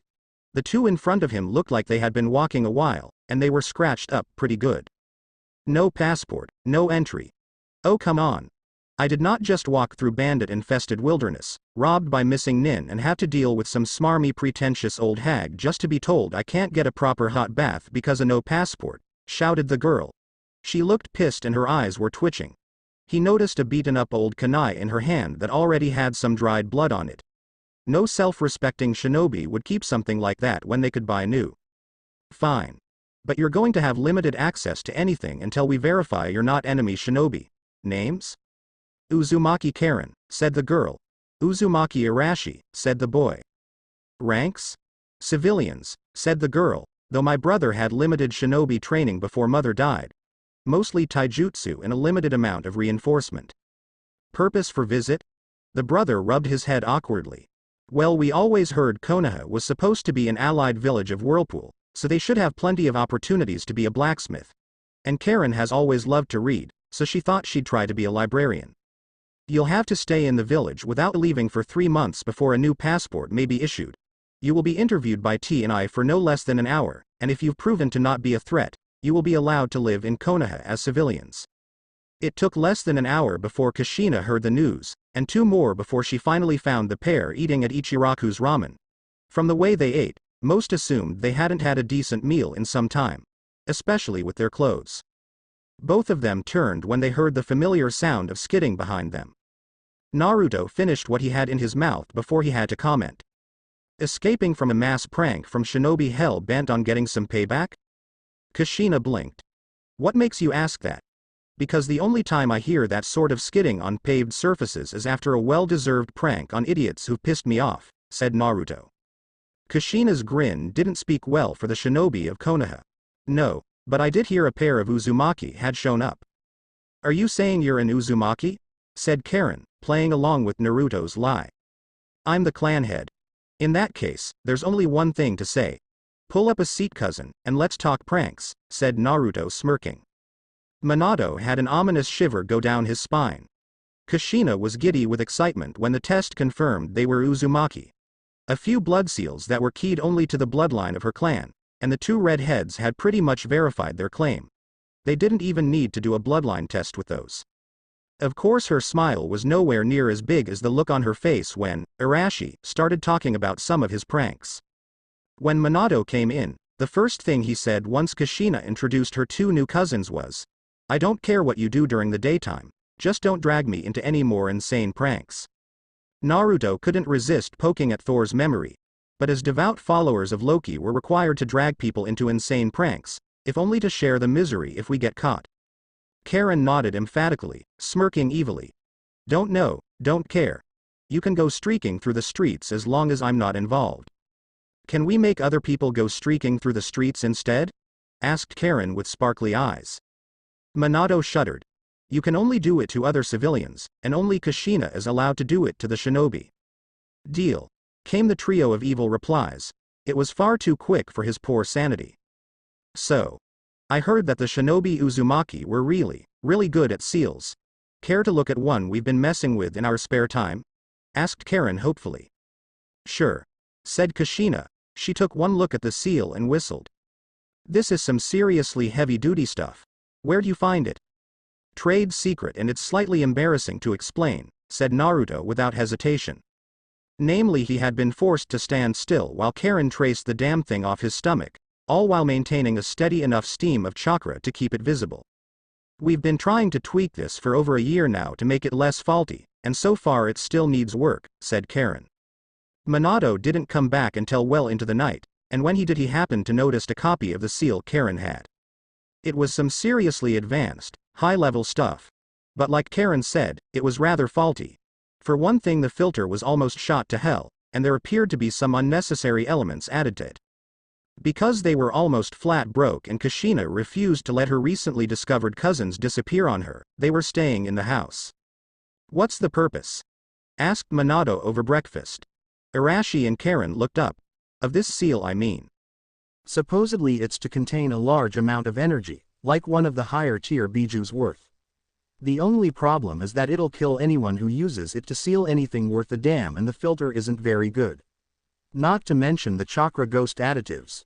We found it in the old Whirlpool village, and I thought it would be interesting to see if it could be tweaked to be more efficient. Let in spoken was that she had already tweaked it a little to be more receptive to Asgardian magic. She liked Kurama's acerbic wit, enough said. Minato's inner seal master was intrigued. Only thing is that it's damn near impossible to get sealing books while you're on the road, and Uzumaki or not they don't exactly let civilians like us check out the good books without a shinobi license, complained Naruto. Not that I'm too enthusiastic about shinobi in the first place. You won't believe the horror stories I've seen. Oh? I would have pegged you for a shinobi, said Minato innocently. Naruto shook his head emphatically. Seeing the farce of a shinobi's idea of justice to a poor kid who was tricked by an older chunin was enough to dissuade me from trying again. I can barely do a clone, said Naruto. So you have had shinobi training, said Kushina. Shinobi drop out. Never made genin in my life, said Naruto honestly. What happened? It was stupid. This teacher had a total grudge against me for Kami knows what, and he tricked me during the exams for genin promotion. I got the super secret artifact and brought it to the agreed spot, but then the bastard reveals some secret or another telling me why most of the people in our village hated me, and the Junin caught up and arrested us both. The council banned me from taking the exams for a full 2 years, so I said screw them. I packed my things and left the next morning. He found me a few months after he left the place and we've been brother and sister ever since, added Karen. What about you? Simple. Arashi came to me asking me for some help with his reading, since most of his teachers were total stupid, and when I found out who his mother was I hit him on the head and said he should have just said he was her son and I went with him. The guy who ran my village signed off on it, not aware Arashi had left his village and I never went back. Not like they had much reason to keep another genin with no real prospects around. Best decision I ever made. You could join our shinobi army. No one bat an eye if you took up apprenticeships. No way in hell, came the duo responses from the siblings. That caught both older shinobi off guard. Ah. But why not? Whined Kushina. Being a shinobi was great. Have you seen the paperwork shinobi have to do for every damn mission? Said Karen, shuddering. Minato winced, because he was the one who had to read all the paperwork that came in. And let's not forget the joy of D ranks that all genin have to do. Plus the risk of being killed during out-of-village missions, the fact that they have to be nice to complete stupid just because they're guarding them, and oh, let's not forget the fact that they'd kill an infant if they were paid enough, said Naruto sarcastically. But no one takes civilians seriously. No, shinobi don't take civilians seriously. You can be a warrior without having to be a shinobi, it's just that shinobi have the most annoying habit of snagging all the good books and scrolls for themselves, countered Naruto flatly. I'm ranked as a mere civilian and I bet you an all-you-can-eat Ichiraku buffet I can outrun most of your precious Anbu. Minato seized on a chance to see exactly what their skill level was. Prove it. If you can outrun the Anbu for a full hour, then I'll label you both as outside contractors. That's enough to get you into most of the shinobi-guarded portions of the library, barring the classified stuff. If you lose, then you take the genin test. Seriously, I can't even perform a clone. I'll show you, said Naruto. He performed the basic hand signs for a regular clone, and then used the smallest amount of chakra he could. They didn't even pass a basic inspection. Hell, Kushina was holding her sides from laughing so hard. Minato winced. I said it before and I'll say it again. All my instructors, barring one glaring exception, were complete stupid. My offer still stands. I just have to evade for a full hour then. No limit on what I do to get their attention. No maiming. Their ego and dignity is not my problem, said Minato immediately. Naruto's smirk had a lot of teeth. That's plenty. Why do I have the feeling I just doomed my Anbu? Asked Minato to no one in particular. You married an Uzumaki and just challenged another to do his worst without maiming his victims just to get them in the proper mood for an all-out chase. Of course you developed the proper paranoia for a prank-based chaos, said Karen flatly. It would be spoken of by the Anbu for decades after the incident. The Anbu captain had been warned about the challenge, but had been told that he had honestly no idea what the boy would do to get the elite Junin into what he called the proper mood for a chase. They found out the hard way. No one was entirely sure what Arashi did to the Anbu in question, as they refused to speak of the incident to outsiders, but horror stories were shared for years after. Their outraged shouts could be heard clear through the village and a few feet outside the walls too. Meanwhile on the Hokage monument, Kushina and Karen were watching the entire thing while Minato timed it. They had a pair of binoculars and were critiquing the chase while eating popcorn and dango. Ooh. That's going to leave a mark. Did we say who had to pay property damage incurred during the chase? Asked Kushina. Actually no, I think Hokage-sama forgot that part, grinned Karen. What's the time? 20 minutes and counting, said Minato, sweating a bit. He was starting to realize that there would be hell to pay for this and he was likely to get hit by the fallout. Ooh. That guy seems really pissed off now. I'd be too with all those feathers and dango sauce on me, cackled Kushina. Oh Kami-sama. I bet him he'd never find a use for those, and he did. I owe him 3 bowls of ramen now, howled Karen. Why butt plugs? Best way to shut up an asshole, said Karen, grinning. She had got them as a joke and Naruto had been beyond embarrassed when she brought them up around Frigga. Loki had about coughed up a lung from laughing so hard. Yes people, I did just directly quote the story, Bondage Style, which is one of the most hilarious Naruto stories out there. I would absolute recommend it for a good laugh or 20. Minato was having serious doubts about the elite claim on his Anbu, as Arashi not only trashed the hour deadline, he flouted his ability to evade and humiliate his best fighters. It was 2 hours after Arashi's prank to get them in the right mood had passed. It took Arashi 5 minutes to reach them, grinning like a maniac.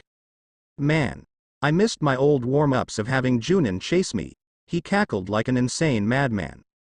Seeing the legion of rather pissed off and angry Anbu, those that hadn't given up from exhaustion halfway through the chase, or cut their loses realizing the odds of catching him were next to nil, Minato used his best Hokage voice. Anbu, stand down. And Arashi, did you really have to add those pranks on top of it? He asked tiredly. Hey, I barely dipped into my bag of tricks, I could have been a lot worse. Yeah. He hasn't even down the live eel inside the kunoichi's pants or the bucket of spiders, chirped Karen, grinning like a demon. The kunoichi shivered at the mere idea of such a thing. Oh yeah. Didn't Amara scream like the damned when she found those frogs in her bed right as she went to sleep? You've never heard such language, cackled Karen. Minato looked at his irate Junin. Out of all his Anbu, only the captains and a smattering of them had lasted this long. Everyone go home and try to regain some of the dignity you lost. I'll include hazard pay on your next mission. And for those of you who damaged the buildings and you know who you are, you're paying for the D ranks to repair them, said Minato. You're a dead man if you step out of line, boy, snarled one of the pissed off Anbu. Arashi cocked his head. But how can I be dead when I never tried to knock off your masks? Aren't you only supposed to kill those that find out your real identity behind those no masks? He has a point, Giraffe, said Minato. Giraffe growled, humiliated beyond belief. And Arashi. No humiliating my Anbu repeatedly. But it's good training, said Arashi, pouting. Good training for who, I wonder, muttered Minato. Kushina snickered evilly. You have to teach me how you managed to get that bat Anbu with the feather and dango sauce. There was also white chocolate sauce, said Arashi. White chocolate is not chocolate. It's cocoa butter with sugar added. Real chocolate has actual cocoa powder in it, said Karen hotly. Kushina nodded in absolute agreement. Hence why I used it. The only chocolate I'd waste is the cheap kind that barely qualified as chocolate in the first place. The girls nodded in agreement. Then Arashi grinned at Karen. Now I believe there was a bet about me never using that gag during a revenge chase?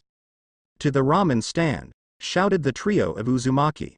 Arashi got an extra 2 bowls from Tucci for making him laugh so hard. Minato groaned. He knew the paperwork for this was going to be hell. Karen and Naruto were given official, civilian contractor, badges. Rarely used but still in existence.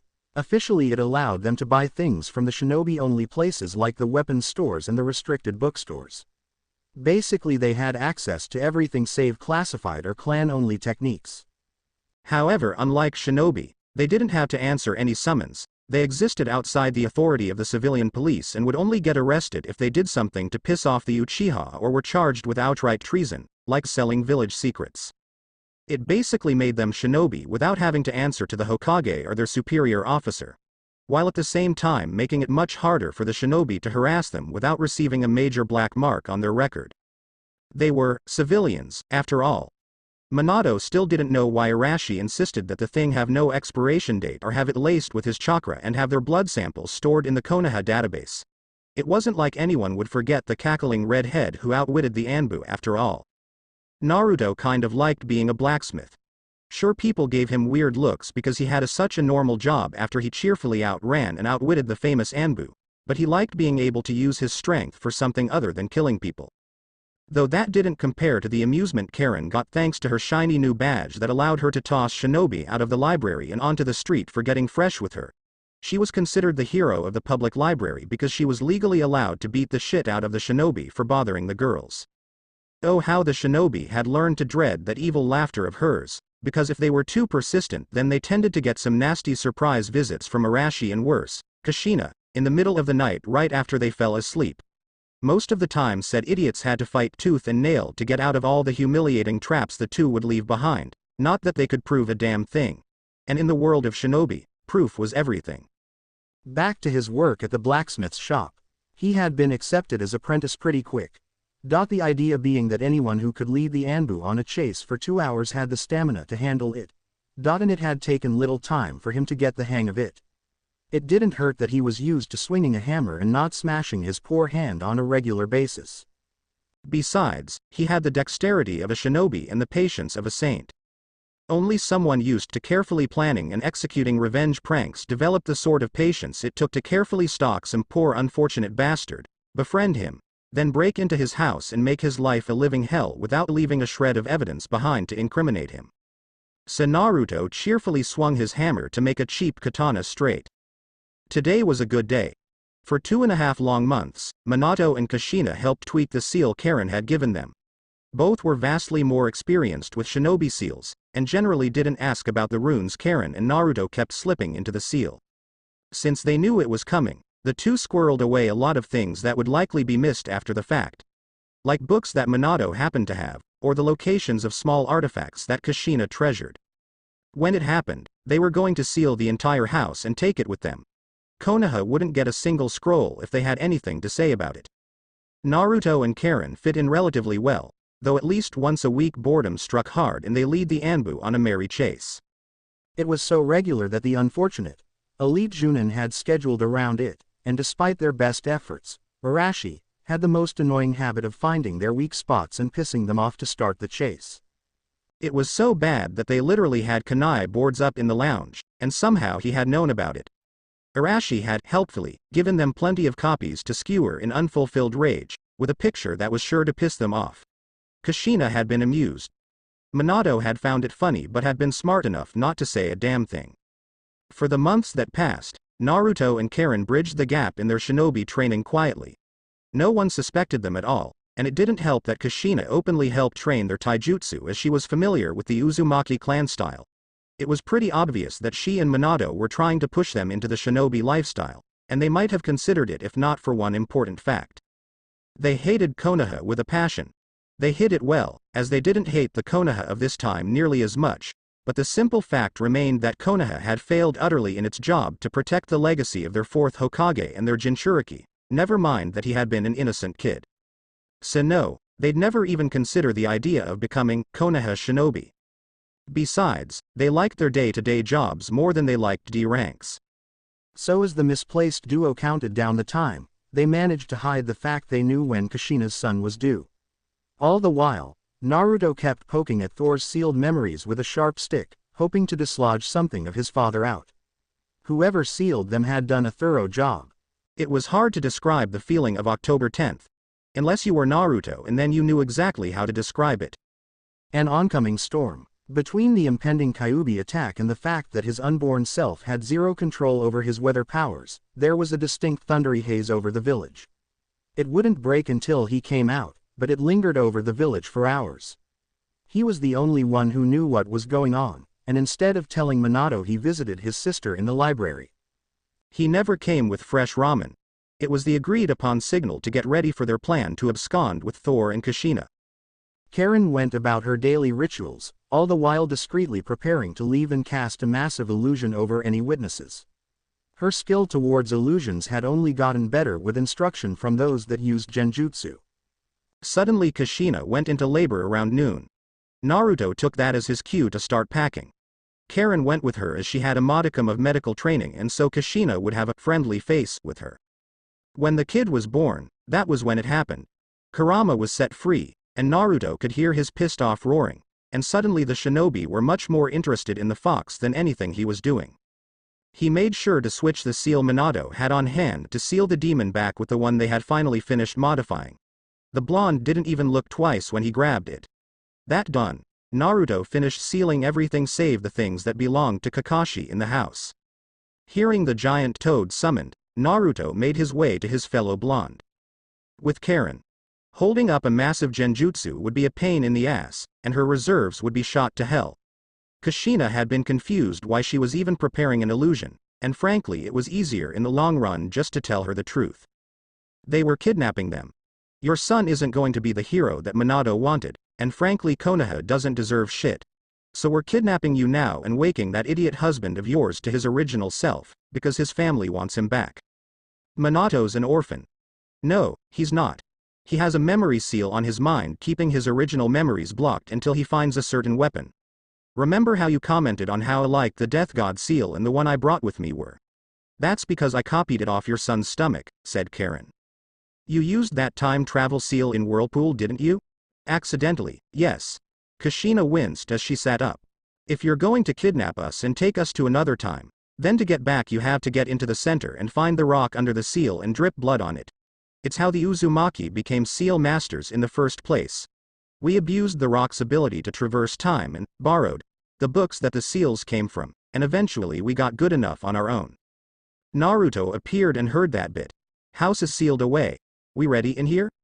Almost. Think you can move? Asked Karen. I think I have internal bleeding, said Kushina. Damn it. Here's what we'll do. I'll henge myself into Kushina, help hold back Kurama and then tell the old toad to reverse summon us to the summoning realm. We don't have a contract, said Karen. I do, but I never saw a point in using the damn thing since Kurama said that he had pretty much stolen it from the Kitsune clan. Let's go. The sooner I can get a chance to try and fix the bleeding without having to prepare a massive genjutsu, the better for all of us. You got the doubles ready? Of course. My clones have already been dispersed. Let's go. He's about to seal Kurama into you now, said Karen. It was rather anticlimactic how the switch went. All the prep work and the fact no one was expecting them to do it meant everything went smoothly. A little too smoothly, but then again no one was expecting a pair of misplaced Uzumaki to outright kidnap the fourth and his wife after a major battle and leave their son behind with some shadow clones to make it look like they had all died but the kid. Tracking down Tsunade was a pain in the ass, but totally worth it in the long run as she healed the scarring done by Karen's inexperience. Kushina would live to have more children. Many more, if she had any say about it. Minato had to be kept under a stasis seal that kept his blonde ass knocked out, as there was a high chance he would try to return to Konoha. As much as Kushina loathed the idea, she agreed it was better to keep the timeline straight, at least until she prepared a proper revenge for the years of hardship her son was about to endure. Once they were in Whirlpool, having gone through the cleared primary entrance, Naruto carefully dug into the sealing circle and dropped their blood onto the time stone. With a flash of light, they were gone. With Loki, there was a surge of energy, and suddenly Naruto, Karen and two others were in the circle. Naruto was quick to drag the other two as far away from the circle as he could. Naruto, who are they? Naruto turned, saw Loki and beamed at him. Dad, oof. Get off of me you idiot. Now what happened and where did these two come from? Dad, meet Minato Namikaze and Kushina Uzumaki. Loki narrowed in on Minato. You cheeky little brat, you actually did it. Yeah, I did. Now all we have to do is see if he's worthy enough to hold the hammer again and grandmother will be thrilled. Okay, I'm confused, said Kushina. You know how everyone refers to the Uzumaki heir as a prince, or princess? Asked Karen dryly. Yes, said Kushina annoyed. She hated those titles. Well, in his case, it's literal. Minato is actually a prince who got misdirected and sent here as punishment for being an arrogant brat, only something went wrong and he ended up dying when your son was born. And that seal that was placed on Naruto kept the soul alive, but not the body. The original plan was to find more stones like the one we just used to transfer them out. But Naruto had a more simple solution. Go back in time and switch us with fakes. Allowing our deaths to remain but keep us alive in the long run so they got their prince back, said Kushina, nodding in approval. Suddenly she remembered something and grinned. That civilian contractor thing. You wanted it to keep the Konoha from forcing you back into their shinobi corps. Absolutely. They're going to be pretty pissed that they lost their Jinchuriki, but they can go screw themselves for all I care. Said Naruto, cackling. We need to go. The sooner we remind that idiot brother of mine who he is, the sooner we can straighten things out, said Loki. Left unspoken was that he had no desire to deal with the shinobi he had seen on the outskirts of the ruined village. Oh wait, is there any way to? Started Naruto. Third drawer on the desk. Touch the rock with it and it'll be sealed into it without activating, Kushina said without hesitation. Loki was confused, but when he saw what Naruto carefully dug up and then sealed into a rather odd necklace, his jaw dropped. If you had the stone, then why didn't you? Let me put it this way. We've had it for a long time and figured out how to use it. Naturally, we'd also see what would happen if the other countries knew about it. So which sounds like a more feasible way of avoiding all-out destruction? Allowing our village to be destroyed and our people scattered, or abuse the stone and accidentally allow its existence to be known? As far as anyone needs to know, he found a seal and accidentally activated it through Kyuubi's chakra, and then used it to get back. It keeps people from asking about the necklace, because obviously he picked it up in the past, said Kushina. When the first Uzumaki found the stone, they had seen all the futures connected to it, and the only one that didn't end with the world completely annihilated was when a blonde sealed it away in a necklace and took it away from the world. No one knew what the stone was, just that it was too powerful for anyone to have it except that boy. And only the heirs and the elders who knew how to keep their mouths shut were allowed to even know its existence. The first thing Minato saw was gold. A lot of it. The second thing he saw was a blonde Arashi, which had him blink, and his wife. Where am I? The better answer is, when am I? And the answer would be roughly 15 to 16 years. As for why, well, all your confusion will be answered if you can pick up that stupid hammer I dropped next to you, said Arashi. Minato noticed an unusually decorated warhammer and then looked at him. I dropped it on my foot and wasn't in the mood to pick it up. It should be healed in a couple of hours, deadpanned Arashi. Minato didn't think anything of it, and reached down to the hammer on its side. After all, it was a simple thing to hand Arashi his hammer back. The moment his hand closed around the hilt and he lifted it up, he damn near dropped it as the memories hit him like a brick. His eyes cleared up as his full power was unsealed and the memories were promptly filtered into the appropriate slots. Above the palace, a massive storm that even Naruto wouldn't have been able to create, at least not yet, formed as lightning struck the general area of where the infirmary was. Thor had woken up. That was beyond weird, but still very interesting to watch, commented Kushina. His wife and the only woman barring Sif who could match him. Oh, you don't know the half of it. Mom. Should have seen my reaction when I found out that I was in another world, commented Naruto. I have a headache, complained Thor. It'll pass, said Naruto. So do you still have questions? Naruto's comment about when he came back, and now he could see what his son had meant about the hammer. The only question he had was, why the kidnapping? You died, more or less, when the fox attacked the village. All you left behind were chakra ghosts and there's no way in Helheim I'm going to track down 3 infinity stones to reverse it when it was easier to track down 1 and simply make it look like you died, deadpanned Naruto. Odin walked in with Frigga and Loki. Naruto left, but Kushina stuck around. With Naruto. I take it from the show we just had that Thor's back? Asked Karen. Yup. The official story is that we found a seal that allowed time travel and brought them back. Needless to say there's going to be a feast soon, said Naruto. At least we don't have to deal with them subtly trying to make us assassins, said Karen with a snort. The party for Thor's return was massive. Kushina made a point to stick close to her son as she was slightly out of her depth here. Everyone accepted her status as Thor's wife easily enough though. Then the apocalypse happened. Kushina found out Loki was a fellow prankster and gravitated towards him. Odin could feel the headaches coming on. Sarutobi was having a very bad week. It started with the new sighting of Naruto and culminated in the rather massive surge of chakra from the ruins of Whirlpool. About the only good thing was the sighting of yet another strange seal in the ruins. At this point he was starting to figure out how Naruto kept evading the shinobi after him. He had some sort of teleportation seal that he was using to get around. Something that was much harder to implement than the Hiraishin. He sighed. Everything had gone downhill since Naruto left. First having to deal with the fallout from losing their only Jinchuriki, then the wasted man-hours trying to find and retrieve him, and now they had almost lost the Uchiha boy to Orochimaru. That had been one of the few perks out of the disasters that kept piling up after Naruto abandoned the village. Thanks to all the hunter teams out looking for the blonde, they had been in the perfect position to capture the wayward teenager and return him. The fact he had no Hittite despite graduating and his lack of a genin team, not to mention the big tip-off, he was heading away from Konoha, had been all the clue they needed to follow and capture him when he let his guard down. Sasuke had been livid, but now he was on 24-hour watch with experienced Anbu on his tail. He was a flight risk and he'd be damned if he let another child from a proud shinobi clan ditch the village. It took all of a month for Kushina to get used to Asgard, or to be more specific, for Asgard to become used to its future queen. In formal situations she had only needed a refresher, but in the wild parties Thor frequented she could be just as boisterous as Thor with the appetite of Volstagg. Though poor Fandral found out the hard way that while Kushina was far more feminine than the warrior-like Sif, she was far more vicious when someone tried to hit on her. Ire had high hopes he wouldn't be in mourning for his poor lefty too much longer. But he had brought it on himself. Thor had zero pity on him for trying to flirt with his wife, and once she had Fandral figured out she had delivered quite the nasty kick to his boys. Needless to say she got along with Sif a little too well for some. And the less said about the pranks caused by the bored Uzumaki, the better.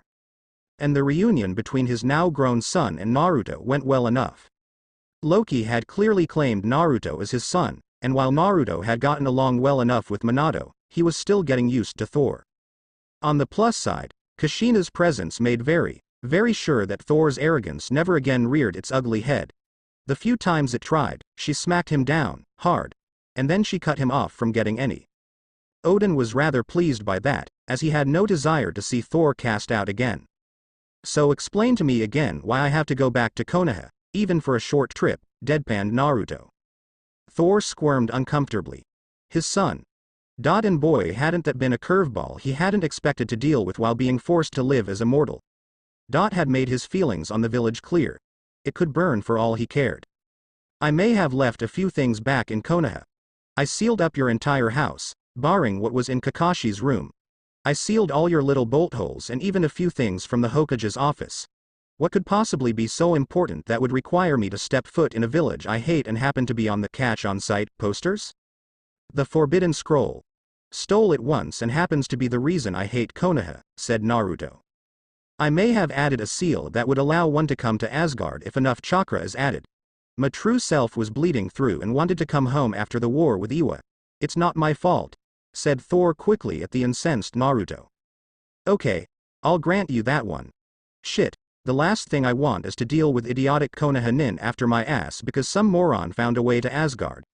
Oi, Karen. We're heading on a road trip to rob Konoha blind, he shouted down the halls. Why? She asked, popping her head out of her room with only a towel on. Dumbass left a seal that could bring Konoha here and you know they've had a hard-on about catching me since I told them to go screw themselves. Wouldn't this be the perfect chance to grab some of your friends, like Kurama, and really piss off the elemental nations? I mean Thor's coronation isn't too far off and we can just go in and have some fun while we're there. This is a good point, and plus we might as well make it one last trip anyway to retrieve the Uzumaki clan. How long a trip? Well, I'm thinking a year or so. Piss off a lot of the shinobi and make them try to find a way to get to us only to fail in an epic manner and never forget us, said Naruto. Karen's grin was evil. I heard the words epic pranks and memorable montage, said Kushina seriously. We're going to have one last trip in the elemental nations and leave with such a bang that there is no way in hell anyone will ever say the name Uzumaki without either shivering in fear or trying to repress horrible memories of pranks that will pop up at inconvenient times. Oh, and rob everyone blind, of course. Kushina cackled. I knew you would take after me more than you would your father. Naruto grinned evilly. Thor shuddered, as he still remembered Kushina's horrible mood swings while pregnant. I heard the word chaos, said Loki evilly. We're going to make a vacation out of collecting the Uzumaki, all the while stealing everything that isn't nailed down and causing untold panic that will ensure that no one ever forgets the name Uzumaki ever again for fear of what we'll do to them if they do. Kushina and Loki both cackled at the implications. I want in. Cloak and dagger is fine and all, but it gets boring when you figure out what buttons to push without actually trying, said Loki. Now to convince Odin, said Naruto. Convincing the king turned out to be the easy part. Packing was not. More to the point, they had to come up with a plan of attack so they didn't end up stuck in Konoha due to any obligations. They wanted their Jinchuriki back, and Naruto hated them with a passion. He almost couldn't wait to see that senile old man's face when he found out Naruto had a legal and legitimate civilian contractor's card that had no expiration date. Payback was going to be a bitch, and he had the feeling the Anbu would remember him pretty quick when he walked through the gates. Karen hit him on the head. No evil cackling without a proper audience to appreciate it. Just thinking of how quick the Anbu are going to be cursing our name when they find out I'm alive and back. Oh, carry on then, said Karen. Naruto resumed his evil cackle of doom. I heard evil cackling and I want in, said Loki. The uncle-nephew duo proceeded to cackle evilly at the impending chaos. Karen eventually joined in, and almost everyone avoided that corridor for hours. Their vacation in the elemental countries started out simple. They were completely devoid of the local currency, and carrying gold around was pretty annoying. So they hit up Moon Country for a while, because it had casinos. Oh, and dealt with some pissy missing nin, rescued the king and more or less cleaned out the dam near every high-stakes casino on the island. Man, was that one-eyed Junin pissed about the way they kicked their ass. Oh wait, he's from Konoha, so who cared? Naruto cheerfully went swimming, with his red hair sticking to his face. It was harder to detect simple hair dyes using natural plants than it was to dispel a henge. What was that silver-haired guy whining about now? It wasn't like he had to listen to him, he wasn't a Konoha. Oh wait, he recognized him. Kakashi, the little shit Minato had practically adopted. Better to see what the whiny shit had to complain about now. It wasn't like Arashi had liked him to begin with. Oi, Kakashi Baka, shut the hell up. I'm not nearly drunk enough to listen to your whining a second time, especially since you're finally old enough to know half the words you heard from that perverted old toad and not get hit by Kushina with the ladle. Shouted Naruto. There was a stunned, horrified silence from the silver-haired Junin, before he whimpered in realization who the redhead was and curled into a ball and started rocking himself. Oi asshole! What did you do to our sensei? Demanded the loudmouth with the dog. From the sound of his whimpering, I'd say UN repressed a lot of memories of my cousin during her rather hormonal pregnancy mood swings that traumatized him for life. Or it could be the memory of me dragging him along for the ride when I pranked the shit out of the Anbu and forced him to keep up for an hour before I hogtied his whiny ass and dumped him in a maid's outfit with no underwear in the women's onsen, said Naruto sagely. Kakashi choked, before fresh peals of sobbing was heard. The loud mouth and the banshee stared at him. I don't know whether to be disturbed or impressed at how quickly he rendered Kakashi-sensei useless, admitted the pink-haired banshee. Why? They assured me you were dead, whined Kakashi.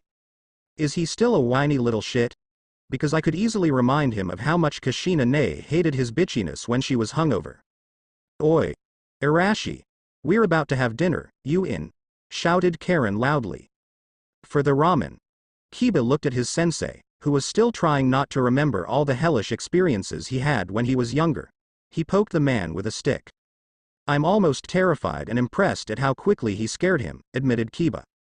In Konoha. Sarutobi released the messenger hawk, took one look at the missive and choked in horror during the Junin meeting. Hokage-sama. He's alive. For the love of all things holy, those two demons are alive, he said horrified. The Junins were concerned now. One cautiously asked. Who are alive, Hokage-sama? Sarutobi looked up from the missive, and said with a voice that could have declared that the Kyuubi was about to attack. Arashi and Karen Uzumaki, Kushina's cousins. They're alive and in Moon Country. It took 3.6 seconds for that statement to process, and when it did he had the unique sight of the Anbu all breaking down in horror. Well, all but one of them. No. Not the red-haired devils. Sweet. I get to go drinking with Arashi again, said Anko happily. Arashi had been the only civilian who hadn't given two shits about her old teacher, and had treated her like a person. He also paid her dango addiction without complaint. The Hokage whimpered. He remembered the paperwork those two left in their wake. If Naruto had been bad after a prank, Arashi was 20 times worse, if that was possible. He shuddered, and hoped like hell that the civilian contractor's pass Minato had signed had an expiration date. Naruto was grinning evilly as word quickly spread about Arashi being back. Add a few years, and no one knew he wasn't actually in his late 20s. Watching grown men with animal masks see him in civilian villages, then scream like little girls and make warding gestures while shouting at the top of their lungs that the evil one has returned, never got old. Every time it happened, Loki broke down laughing his ass off with Karen, who took pictures. Of course, then he had to explain to the local police why battle-hardened ninja who could kill and not bat an eyelash ran away from him screaming. Watching them privately wonder how tough ninja could be when they ran away from a prankster was just as funny. Seeing a familiar face, Naruto grinned even wider. "Oi, Ero Sanin. Long time no see," shouted Naruto loudly enough for the women to realize that the infamous pervert was on the other side of the fence peeping on them again. Jiraiya took one look at Naruto, and paled rather impressively. Loki snickered. "Dear Kami. I thought we were finally rid of you after," he whimpered. "Oh yes, Naruto made impressions on people when he was bored.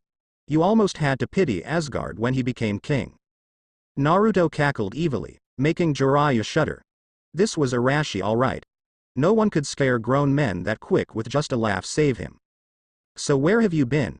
asked Jiraiya, once he repressed a large number of rather horrifying incidents all over again.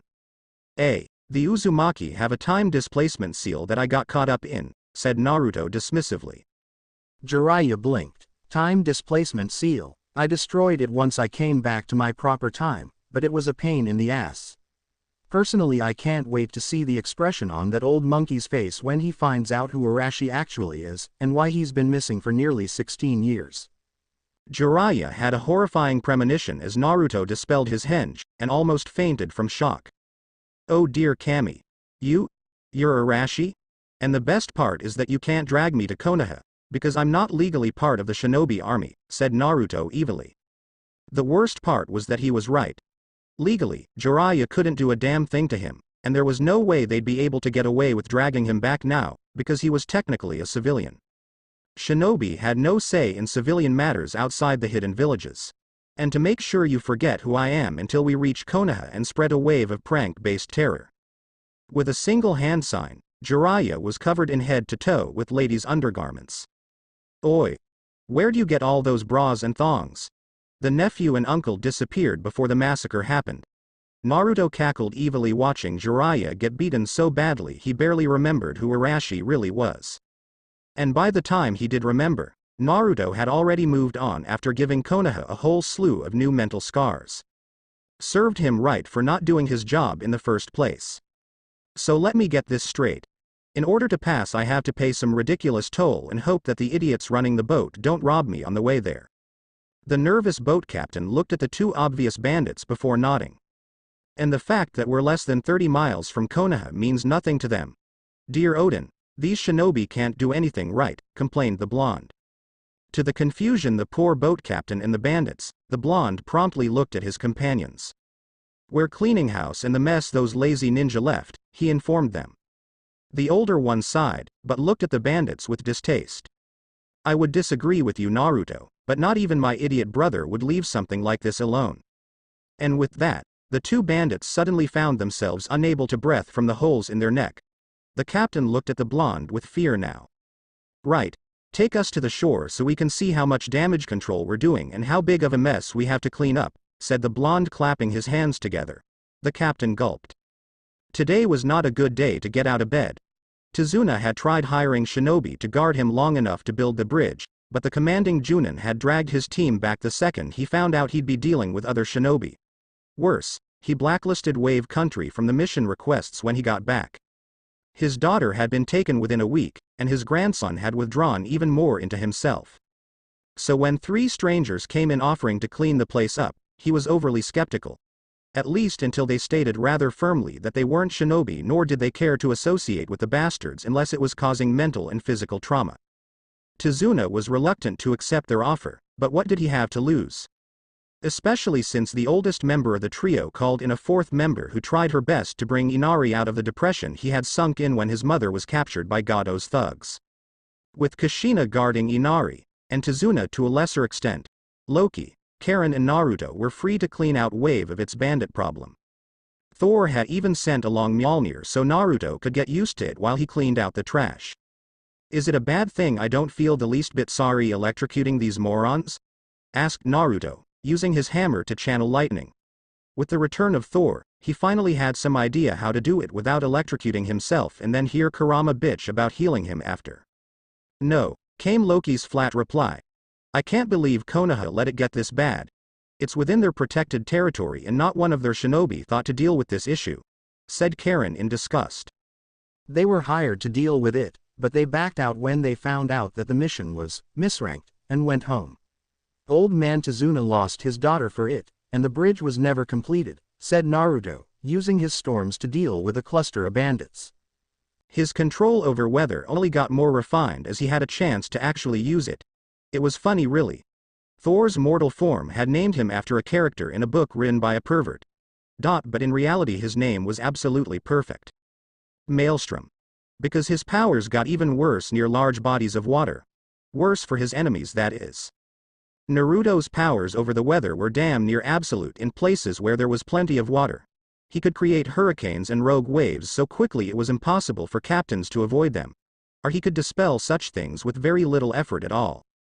And unlucky for these bandits, Wave was surrounded with the stuff. A short midget with a god complex finally arrived. So, you think you're big stuff just because you took out a couple of bandits? Heroes aren't welcome here, he sneered. We're not heroes, said Loki. Nor do we particularly care what a human thinks of us, added Naruto cheerfully. Can we get to the explosions already? Said Karen, her eyes gleaming. Fortunately, this is why I hire perfectly capable missing nin on retainer, sneered Gatu. One man was rather big, if you hadn't seen Heimdall. He had a massive sword on his back that practically begged Loki and Naruto to ask if he was compensating for something. Next to him was a teen about 17 or 18. They wore a mask commonly found on shinobi hunter teams. It was hard to tell if it was a boy or girl with what they were wearing. So just to be clear, you're sending a mummy with a sword fetish that is clearly compensating for something, and an asexual fake hunter nin, said Naruto flatly. Both nin twitched in annoyance. I'm going to enjoy gutting you, you little brat, sneered the older nin. Naruto took out Mjolnir, set it twirling before he grabbed it by the hilt and sent some magic into the sky. 7 fat lightning bolts crashed with an almighty roar around the two shinobi and their midget of a client. That was just a taste. Care to revise that statement? Asked Naruto calmly, holding the hammer out with electricity crawling over the hammer.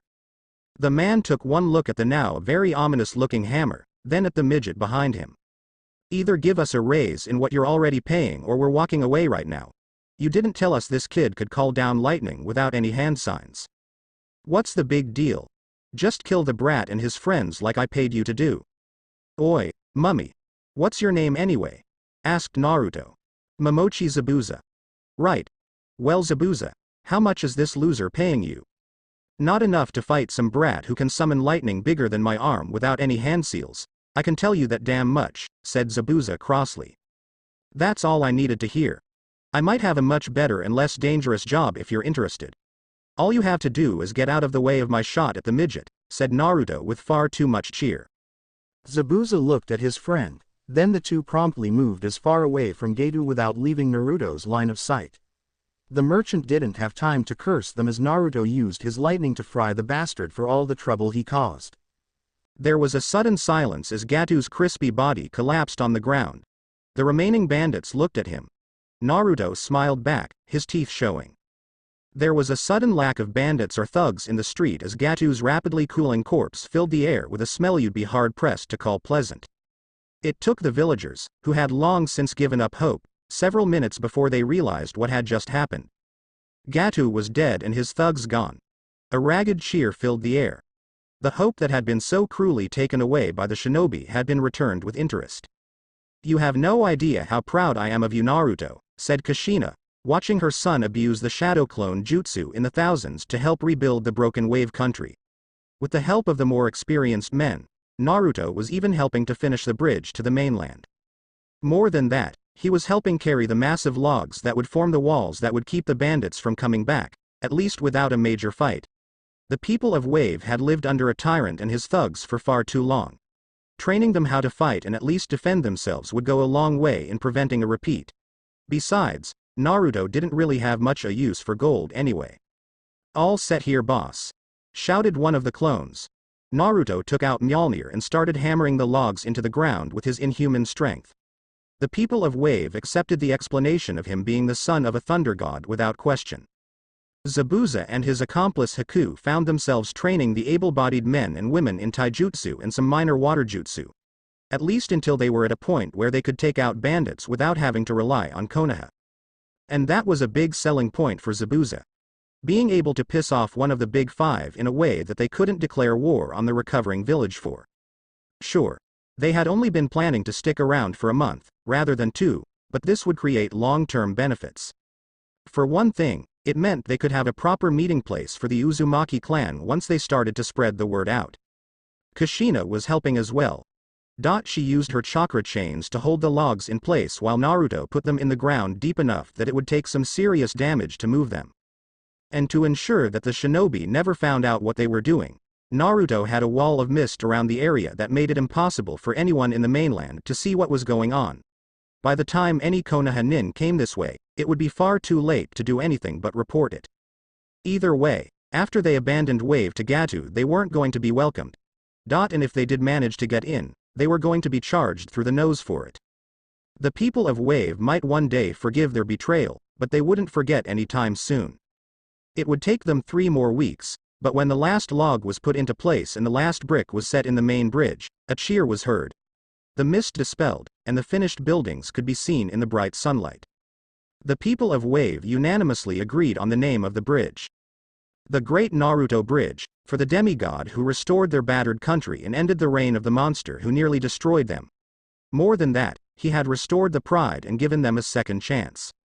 It wouldn't be long after Naruto and his group left that the people of Wave started exporting strange charms. The hammer of the gods, that brought down the storm that wiped away all the evil of the world.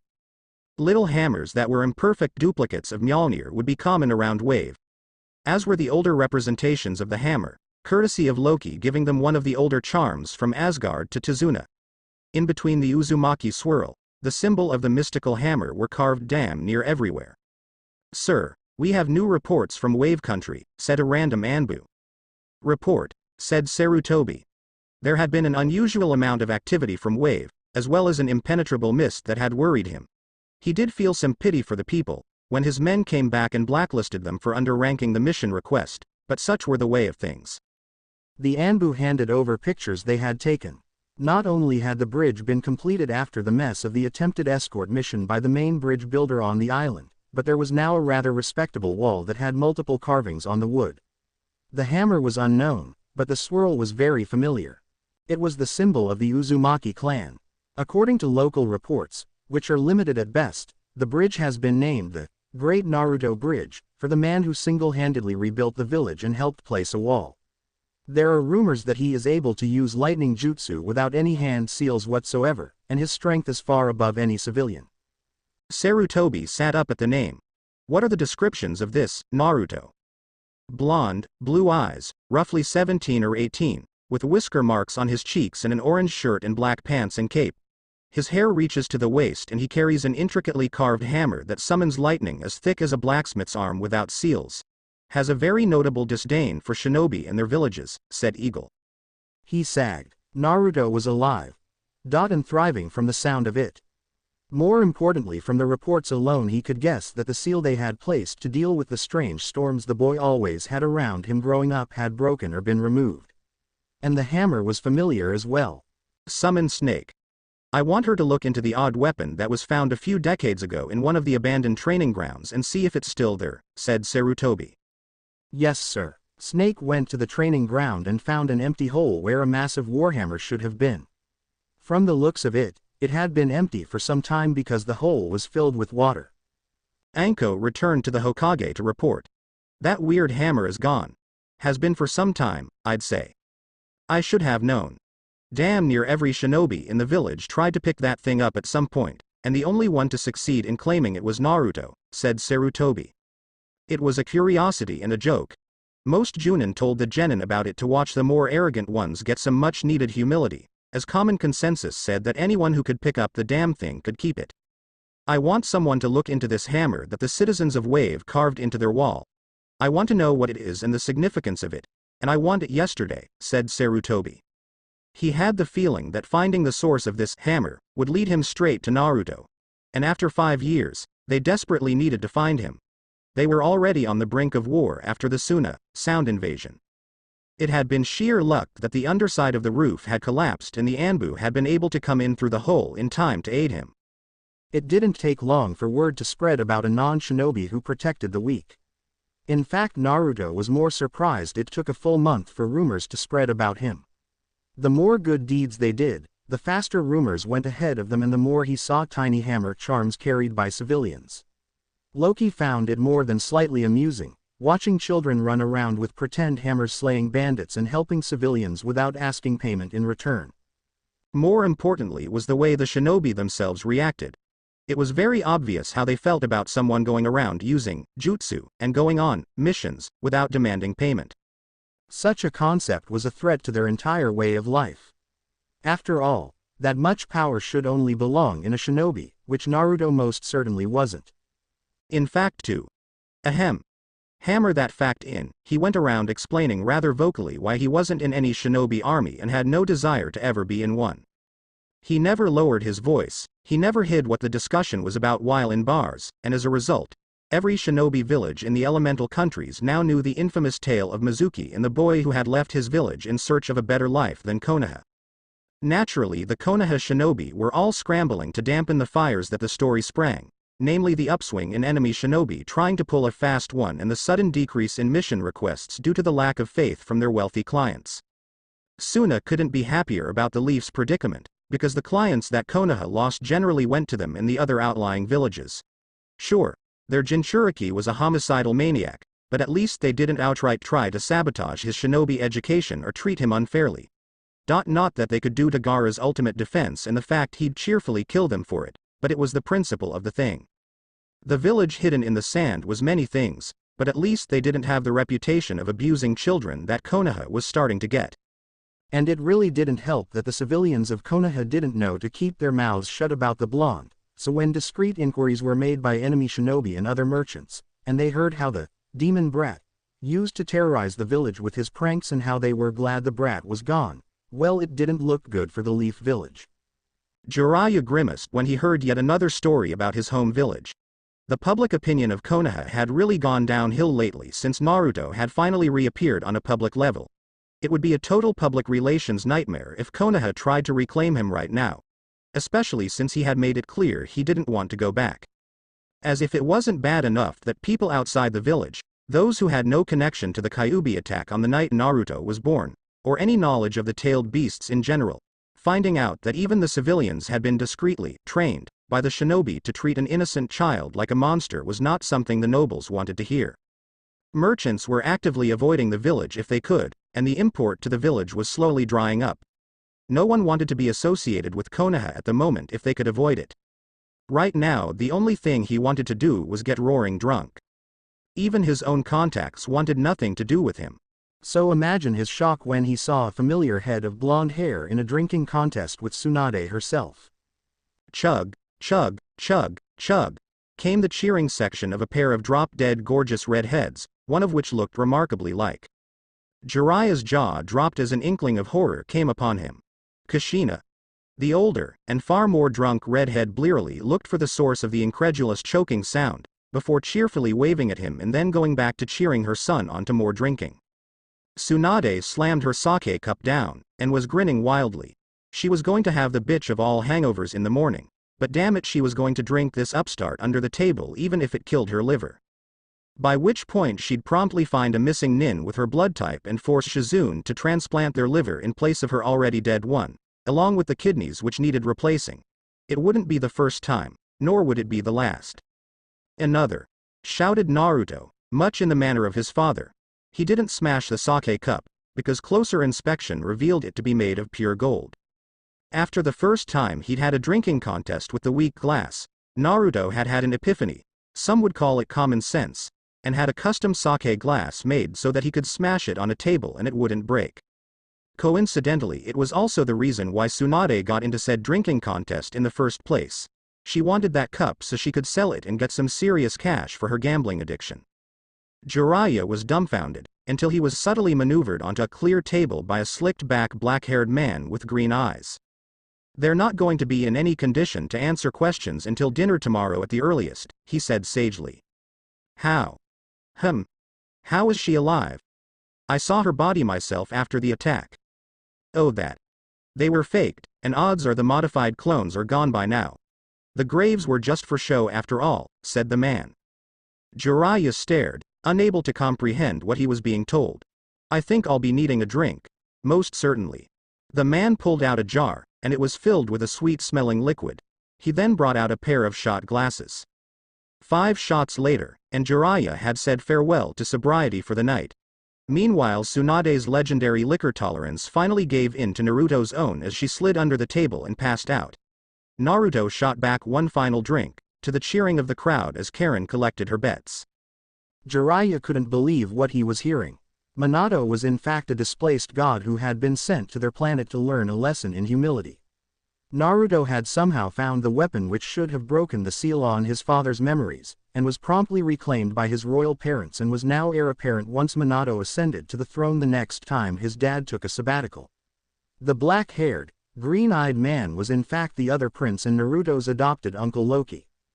Somehow Naruto and Karen had accidentally traveled to the past, and decided to kidnap Minato and Kushina rather than allow them to be trapped in Naruto's stomach like they were originally were.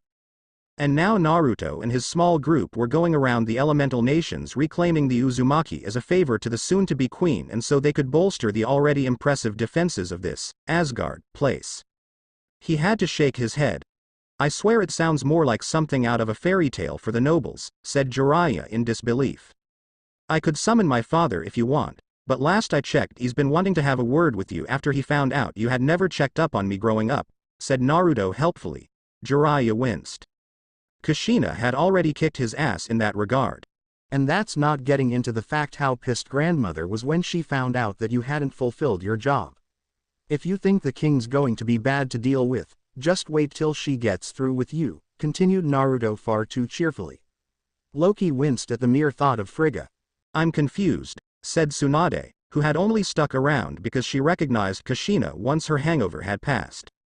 "My grandparents are pissed because Jiraiya was appointed my godfather and never bothered to check on me," clarified Naruto. "No, I'm confused as to how she's alive in the first place," said Tsunade. "You don't remember the rather large sum of gold you were paid to fix a rush job on a recent mother about 17 years ago?" said Naruto, raising an eyebrow. Tsunade blinked, blearily tried to recall when that was, and then remembered. "I retract my statement. So does this offer extend to all Uzumaki, or?" "Oh yeah. I forgot your mother was an Uzumaki too. Ire's going to love chatting with you," said Naruto, clicking his fingers. "Lady Tsunade. I'm sick of having to dodge debt collectors, and starting over entirely in a new world without the worry of somehow being dragged into being Hokage is way more appealing than sticking around. Plus there aren't any casinos, and you're more likely to become very welcome among the fighters since you can heal and fight," Naruto chirped in. Shizune looked doubtful, until Kushina added the one thing that would guarantee she wouldn't cause a fuss.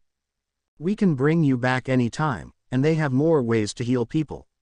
And without casinos and very little opportunities to gamble her life away, Tsunade might have a chance to heal. "Besides, Ire's always looking for more people to teach," said Kushina. "Just keep Tun-Tun as far away from Volstagg as possible, otherwise he might try to eat him," said Naruto wisely. Loki snorted in agreement. Tsunade grabbed anything she cared to take with her, and she left with Kushina when she went back to Asgard. The cheerful, if fiery, redhead mostly came back to her home world to get out of the extra etiquette lessons. She had to go through them once, she'd be damned if she had to go through it all over again. Kushina cackled when Shizune took one look at Asgard and actually fainted. This is where you're going to be living. Oh, it gets even better up close. Luckily they didn't mind teaching me how to pilot one of the ships. Loki's a better teacher than you'd think. Speaking of ships, here comes Min Min with one now, said Kushina, spying a familiar head of hair.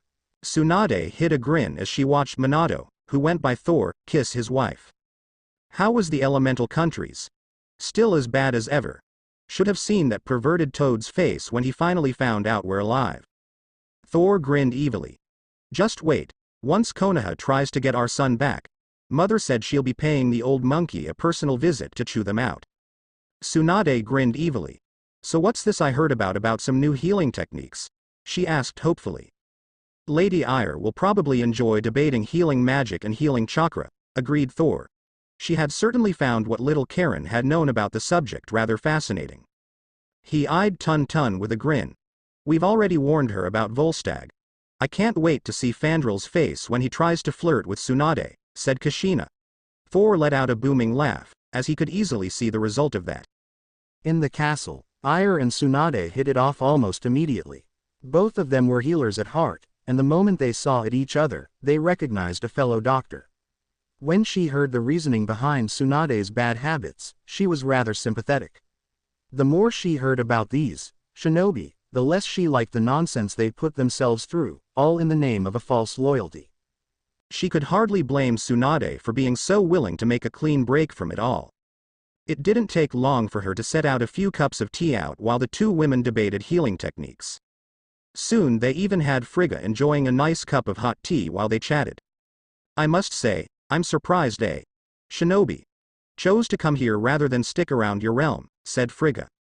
It didn't help that I'd been avoiding my own village for years already. Yes, your village, said Frigga with open distaste. Tsunade gave her a tired smile. Far be it from me to defend the honor of Konoha.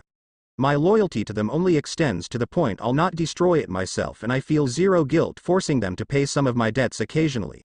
They screwed themselves over when they abandoned Naruto like that, said Tsunade flatly. Frigga liked her more already. Lady Tsunade, said Shizune uncertainly. It's all right, Shizune. It's nice that we'll never have to worry about those idiots trying to drag me back again. As much as I respected Sarutobi-sensei once, he's brought this on himself, and I'll not try to clean up the mess he created, said Tsunade. Mess? Repeated Shizune, not quite getting it. Tsunade sighed. His first mistake was letting Naruto's status as someone holding a biju out for the public. His second mistake was allowing the advisors to be formed. His third mistake was not putting an end to the nonsense the civilians and shinobi pulled from the get-go around Naruto, said Tsunade.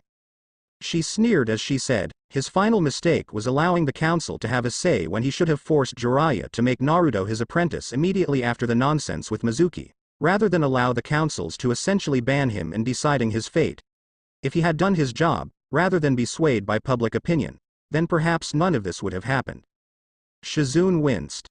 When she put it like that, it was technically the third's fault that Konoha's reputation was going down the drain. You know, had this happened a century earlier, I'd be jealous being ignored. Good thing you matured, right Dad? Said Naruto cheerfully. No. I just learned there's a difference between being ignored and enjoying not having the spotlight on my every move, deadpanned Loki. He shuddered in remembrance. All the little things he had come to take for granted had been placed under far too much scrutiny for his tastes, such as his habit of using the old paths rather than the Bifrost to get around. Sif had taken almost perverse enjoyment keeping him from slipping off on his own for a few hours. He had never realized that with the crown came the complete lack of something that thrived in privacy. Loki hated being followed at almost every hour of the day. The subject of the discussion was the fact that almost everywhere they looked in a civilian-run village, they didn't go into any hidden villages for obvious reasons. You could almost always spot people carrying a tiny hand-carved hammer with them. The civilians seemed to regard the hammers as good luck charms. The fact that they were actually the old symbol of Mjolnir from Midgard was a minor detail. The Asgard were revered as gods once before. And no matter how they felt about the matter, they did gain some power from faith. Loki had been inundated from the shinobi sect because he thrived in the shadows as much as they did. So while the shinobi prayed to Loki, The civilians and some of the samurai prayed to Arashi, the god of storms and protector of the innocent. Arashi was not a shinobi, though he used their jutsu and could be a sneaky sob. He was a warrior, one who gleefully took to Asgard's own code of honor, and that code did not restrict him from delivering much-needed justice, even if it meant executing criminals. People saw his hammer and trademark orange. He no longer needed it to force people to see him, but he still loved the color. He had several capes back on Asgard in one variation or another, and they smiled at him. They welcomed him with open arms and never shunned him. Loki watched his nephew, son, with knowing eyes. Contrary to Loki, Naruto thrived around people. He no doubt got that from both parents. He didn't mind the presence of others, whereas Loki preferred the quiet of the library and the privacy it gave him while he was reading. And yet, they understood the true pain of being alone. It was as if he were polar opposites with himself. The boy he was before had gone through unimaginable loneliness, unable to gain even a single kind word save from a scant few individuals, one of which he had trusted to protect him, only to be betrayed horribly in the end. The man who Loki followed through the elemental countries now still held the remnants of that pain. So much so that he held an empathy that Thor instinctively lacked. He connected with people on an emotional and instinctive level, to the point he converted enemies into trusted allies. Well, trusted to the point they didn't try to stab him in the back afterwards. He used that pain as a weapon, and Loki had watched with fascinated eyes as his nephew could turn even the most cold-hearted assassin into a trusted friend.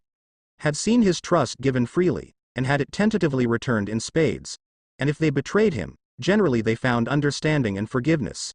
Even as Naruto beat the living shit out of them, or killed them for it. It was the nature of this world, a strange mixture of betrayal and warped loyalty. One village at a time, Loki watched from the background as Naruto started to heal wounds that had been festering for centuries. He didn't do it for the warped loyalty of the shinobi. He didn't do it simply because of some sense of honor like the samurai. He did it because he was tired of seeing his home world hurting over centuries of accumulated pain and sorrow. War upon war, the deaths of countless shinobi over arguments that left wounds that only created new arguments. And under it all, civilians were caught in the crossfire. Loki followed Naruto and watched in relative silence, not out of some respect for a future king, but out of sheer fascination in watching his nephew work. Naruto wasn't just performing good deeds, he was gathering an army. One the likes this world had never seen, one to force the shinobi to either change the way things were done for untold generations, or else be thrown to the wayside. And the irony of this was the fact Naruto wasn't even trying to gain such an army. He just wanted to find the scattered remnants of his mother's family and learn to be the best king Asgard had ever seen. They were in the former hidden village of the hot springs. They found it more lucrative to be a tourist hotspot than a hidden village, and the shinobi had slowly been converted to an unusual police force. When rumor spread that there had been sightings of Leaf shinobi trying to harass Wave in an effort to bring it back under their protection, Naruto wouldn't trust the Leaf shinobi to protect a ruined storage seal. You can fly to Wave in a matter of hours using Mjolnir rather than have to call Heimdall and hope he's willing to drop you off there, said Loki conversationally. Really? Said Naruto fascinated. Loki walked him through the steps, as he had seen Thor do this trick many times throughout the ages. The fact that it would solidify Naruto's image as a god of storms to the humans was a side benefit. Naruto got dressed, pulling on his favorite orange shirt, black cape that wrapped around his neck like a shawl, and black pants. He slid on the protective gloves he had gotten, which reduced the risk of him burning his hand through lightning manipulation, but left the fingers free to form any number of hand seals. He wore something that would look out of place on a shinobi, but provided far more protection than the open-toed sandals that the shinobi had a preference for. A thick pair of black boots that had metal that could deflect any number of mortal weapons. Around his neck was a simple collar that could form his armor over his shirt and legs. He didn't bother to tie back his blonde hair, which now reached a little past his neck. One would be hard-pressed to realize that the handsome blonde man was the same scrawny child who had performed countless pranks on people for attention. The man now didn't need his trademark orange. He held attention of everyone around him like a cloak, and he accepted it with some dignity. Though he'd still perform his infamous, sexy jutsu, and the even more effective variant, the harem jutsu, on a drop of a hat. Hey, he was still a prankster. He began to twirl the hammer rapidly, His wrist though the leather strap so he didn't drop it and fall out of the sky like a complete idiot. It had happened to Thor more than a few times when he first learned how to fly unaided. Then he stopped and pointed the hammer in the direction of Wave Country. It took Naruto several seconds to realize he was flying. Actually flying through the sky and clouds. Then he realized with some panic something Loki hadn't taught him. How the hell am I supposed to land? Back at the hot spring, Loki was chortling with evil amusement. Learning how to get off the ground was easy. Naruto would have to learn the hard way how to land. Everyone had their own methods, and it all boiled down to the same thing. Practice, practice, practice. Karen poked her head over the fence. Why did I just hear Naruto shouting in a deranged and slightly panicky manner? I told him how to fly, but neglected to tell him how he was supposed to land. Karen and Kushina processed this, before they joined Loki in some healthy evil laughter at the blackmail they were about to have on Naruto for later. Naruto landed in waves sometime during the night, 30 ruined trees, 5 massive craters and a few false starts that crashed him into a boulder later. He had landed some distance away from the wall and away from water so he could shout at Heimdall to stop laughing at him, damn it. If Heimdall hadn't been watching the initial crash, he did the first time Naruto said his name, and yes, he did record it for blackmail material. And no minor amount of payback. He didn't bother to disguise himself, as that would only make it harder to get in. Wave had developed a reasonable paranoia towards strangers after the first near-successful infiltration attempt by the Leaf. When the night watchman recognized him, he was quick to open up the passage into the village. The same passage that was filled with water and carnivorous animals when not in use. It had been one of Zabuza's idea for a more morbid defense, exit. The passageway was lined with stairs and holes that would pour water in at a pace too rapid for all but the most experienced shinobi to be able to reach for any devices to breath water. The man-eating fish imported from Mist Country and fed the scrap fish, but only enough to keep them alive, would swim into their little ponds and come flooding out with the water, making it one hell of a nasty trap. And it could only be emptied from inside using a blood seal keyed to certain people. Any use of more than a civilian's worth of chakra would fall into an open pit that lead to the main pond where the fish were drained into when the water was removed. The people of Wave felt more secure with such defenses around their village. More than a few bandits had been unlucky enough to fall prey to the trap of the open entrance. Zabuza and Haku had the dubious honor of being captain and vice captain of the defense force, meaning he had free rein to create many such traps so long as there was minimal risk of the villagers being caught in them, and he marked them appropriately where only the inhabitants could find them. Like Naruto had said, it was a cushy job that provided damn good pay and he was free to kill any hunter nin stupid enough to bother them. And there was minimal risk of being stabbed in the back, which was more than could be said for working with Gatu. Finally heard about the Leaf trying to encroach on your territory, did you? Oh, I heard all right. Fill me in so I know what level of pranks I should lace the road outside the Leaf village. So Zabuza told him. The more he talked, the darker Naruto's mood became. Unknown to him, his hair slowly shifted from a sunny blonde to the color of blood until it reached his roots. Zabuza hadn't detected a single jutsu or any chakra, so it was unlikely that the boy was doing it himself. As if a switch had been flipped, where the easygoing Naruto had been, the vengeful and mischievous Arashi had taken his place. Right, when are the next batch of morons due to arrive? Mid-morning. That's when they usually show up. From what I can tell, the Konoha Council or someone inside it doesn't like the fact there's a militaristic village so close to theirs, never mind that if they had done their damn job they wouldn't have had reason to learn how to fight.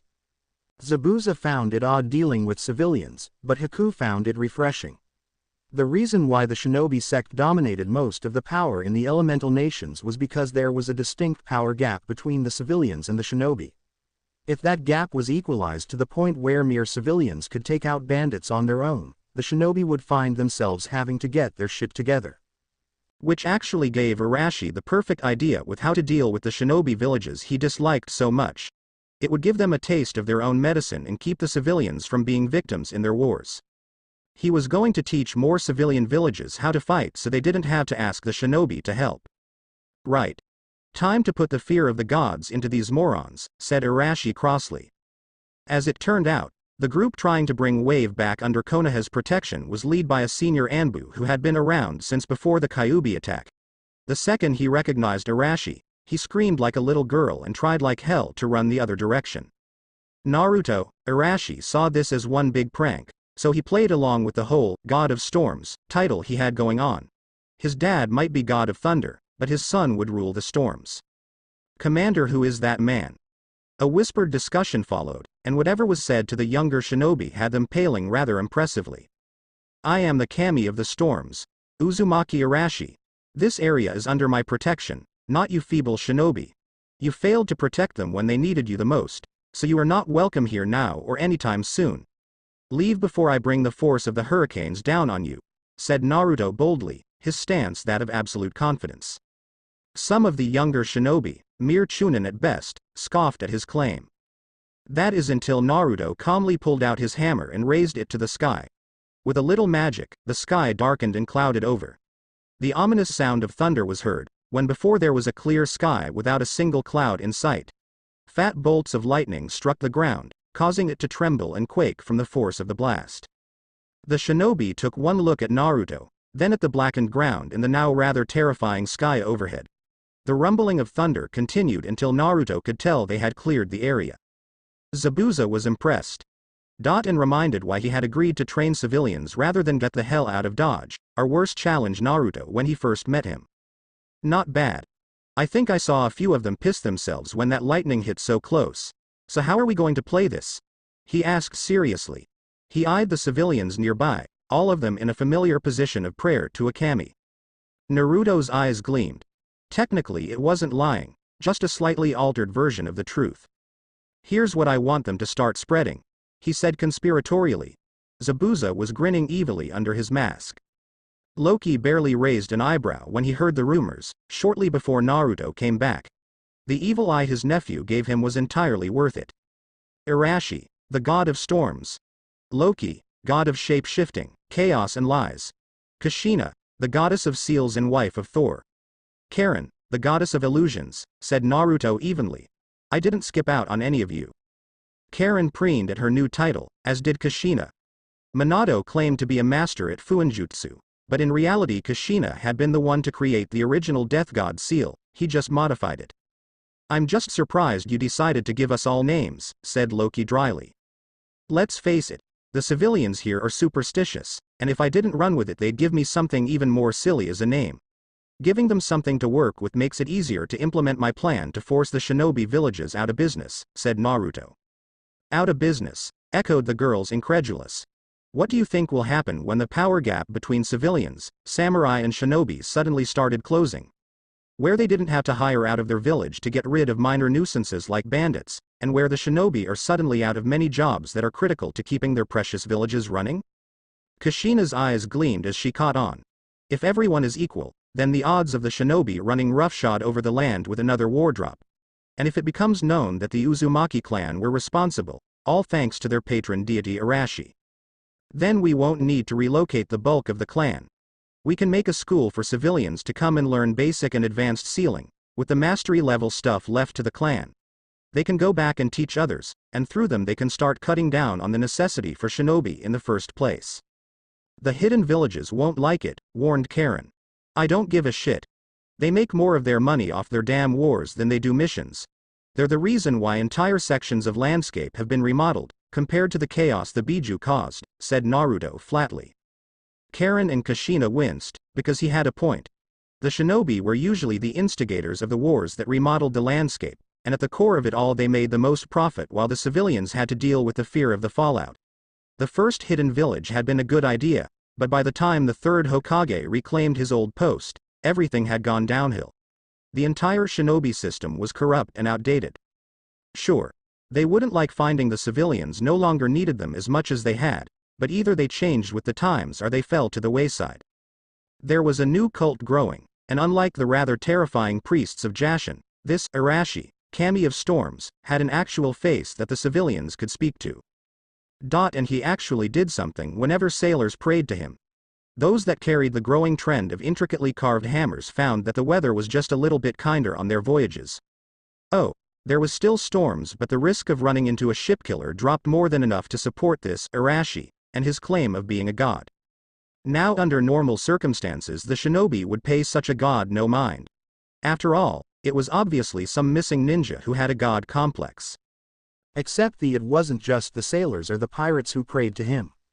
And those that started erecting shrines to Arashi and his group also had the worrying tendency to teach their able-bodied men and women how to fight.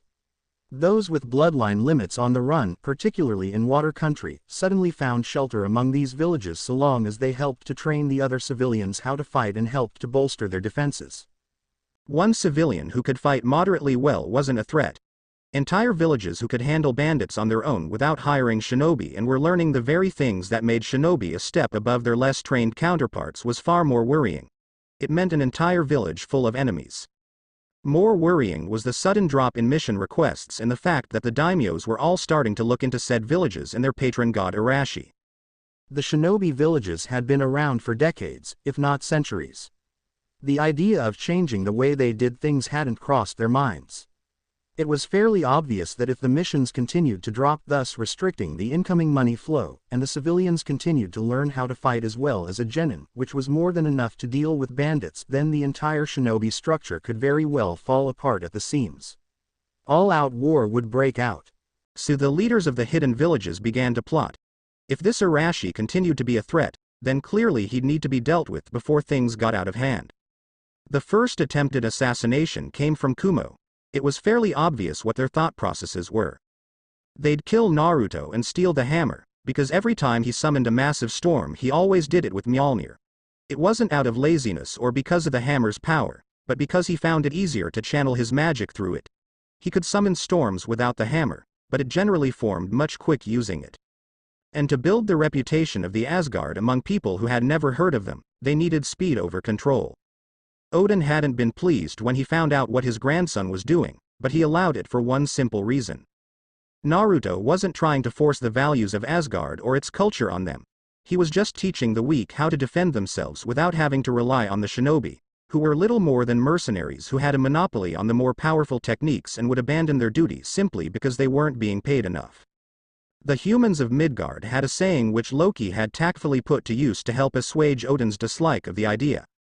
The old "give a man a fish" argument. The civilians could rely on the shinobi to protect them, or they could defend themselves. The only thing Naruto was doing was giving them the much-needed instruction on how to protect themselves without having to worry about the fancy spells the shinobi used. Kushina killed the man without hesitation. He deserved it, trying to interrupt their dinner. But the end result was the same. The group was put on alert that the hidden villages weren't happy with them giving the civilians training to the point they no longer needed their protection. The next village they visited greeted them warmly, as was usual. However, it held something of interest. Namely in the fact that one village over had been attacked. And it hadn't been by shinobi or bandit hands. Naturally that got their attention, so Naruto and his mother went to investigate. Naruto whistled at the devastation. "Damn. If I didn't know any better I'd say a shinobi did this," said Naruto, impressed. "Not shinobi. There's no lingering scent of chakra in the air," said Kurama. While in the shinobi countries, he generally preferred to sleep.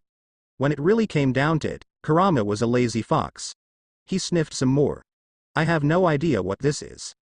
"Which means it's not from the elemental countries, since in the end everything boils down to chakra here," said Naruto. Kurama jumped back in the seal when he smelled humans he didn't recognize. A few moments later the loud mouth, the pink-haired harpy and someone Naruto vaguely recognized as Shikamaru bolted through the underbrush trying to catch a smaller form. It took him a few seconds to recognize a ferret. The ferret promptly ran up and onto Naruto's shoulder. "Hey, it's you. You're that asshole that took out Kakashi in Moon Country." "Shut up, Kiba. It's not my fault Kakashi couldn't handle a little mental trauma," shouted Naruto.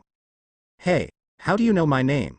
We never even talked to you in Moon," said Kiba, surprised. Naruto rolled his eyes. Kiba Inuzuka, son of Sume the clan head and second in line to become the head of the Inuzuka clan. Shikamaru Nara, lazy genius who loves to cloud watch and the heir of the Nara clan.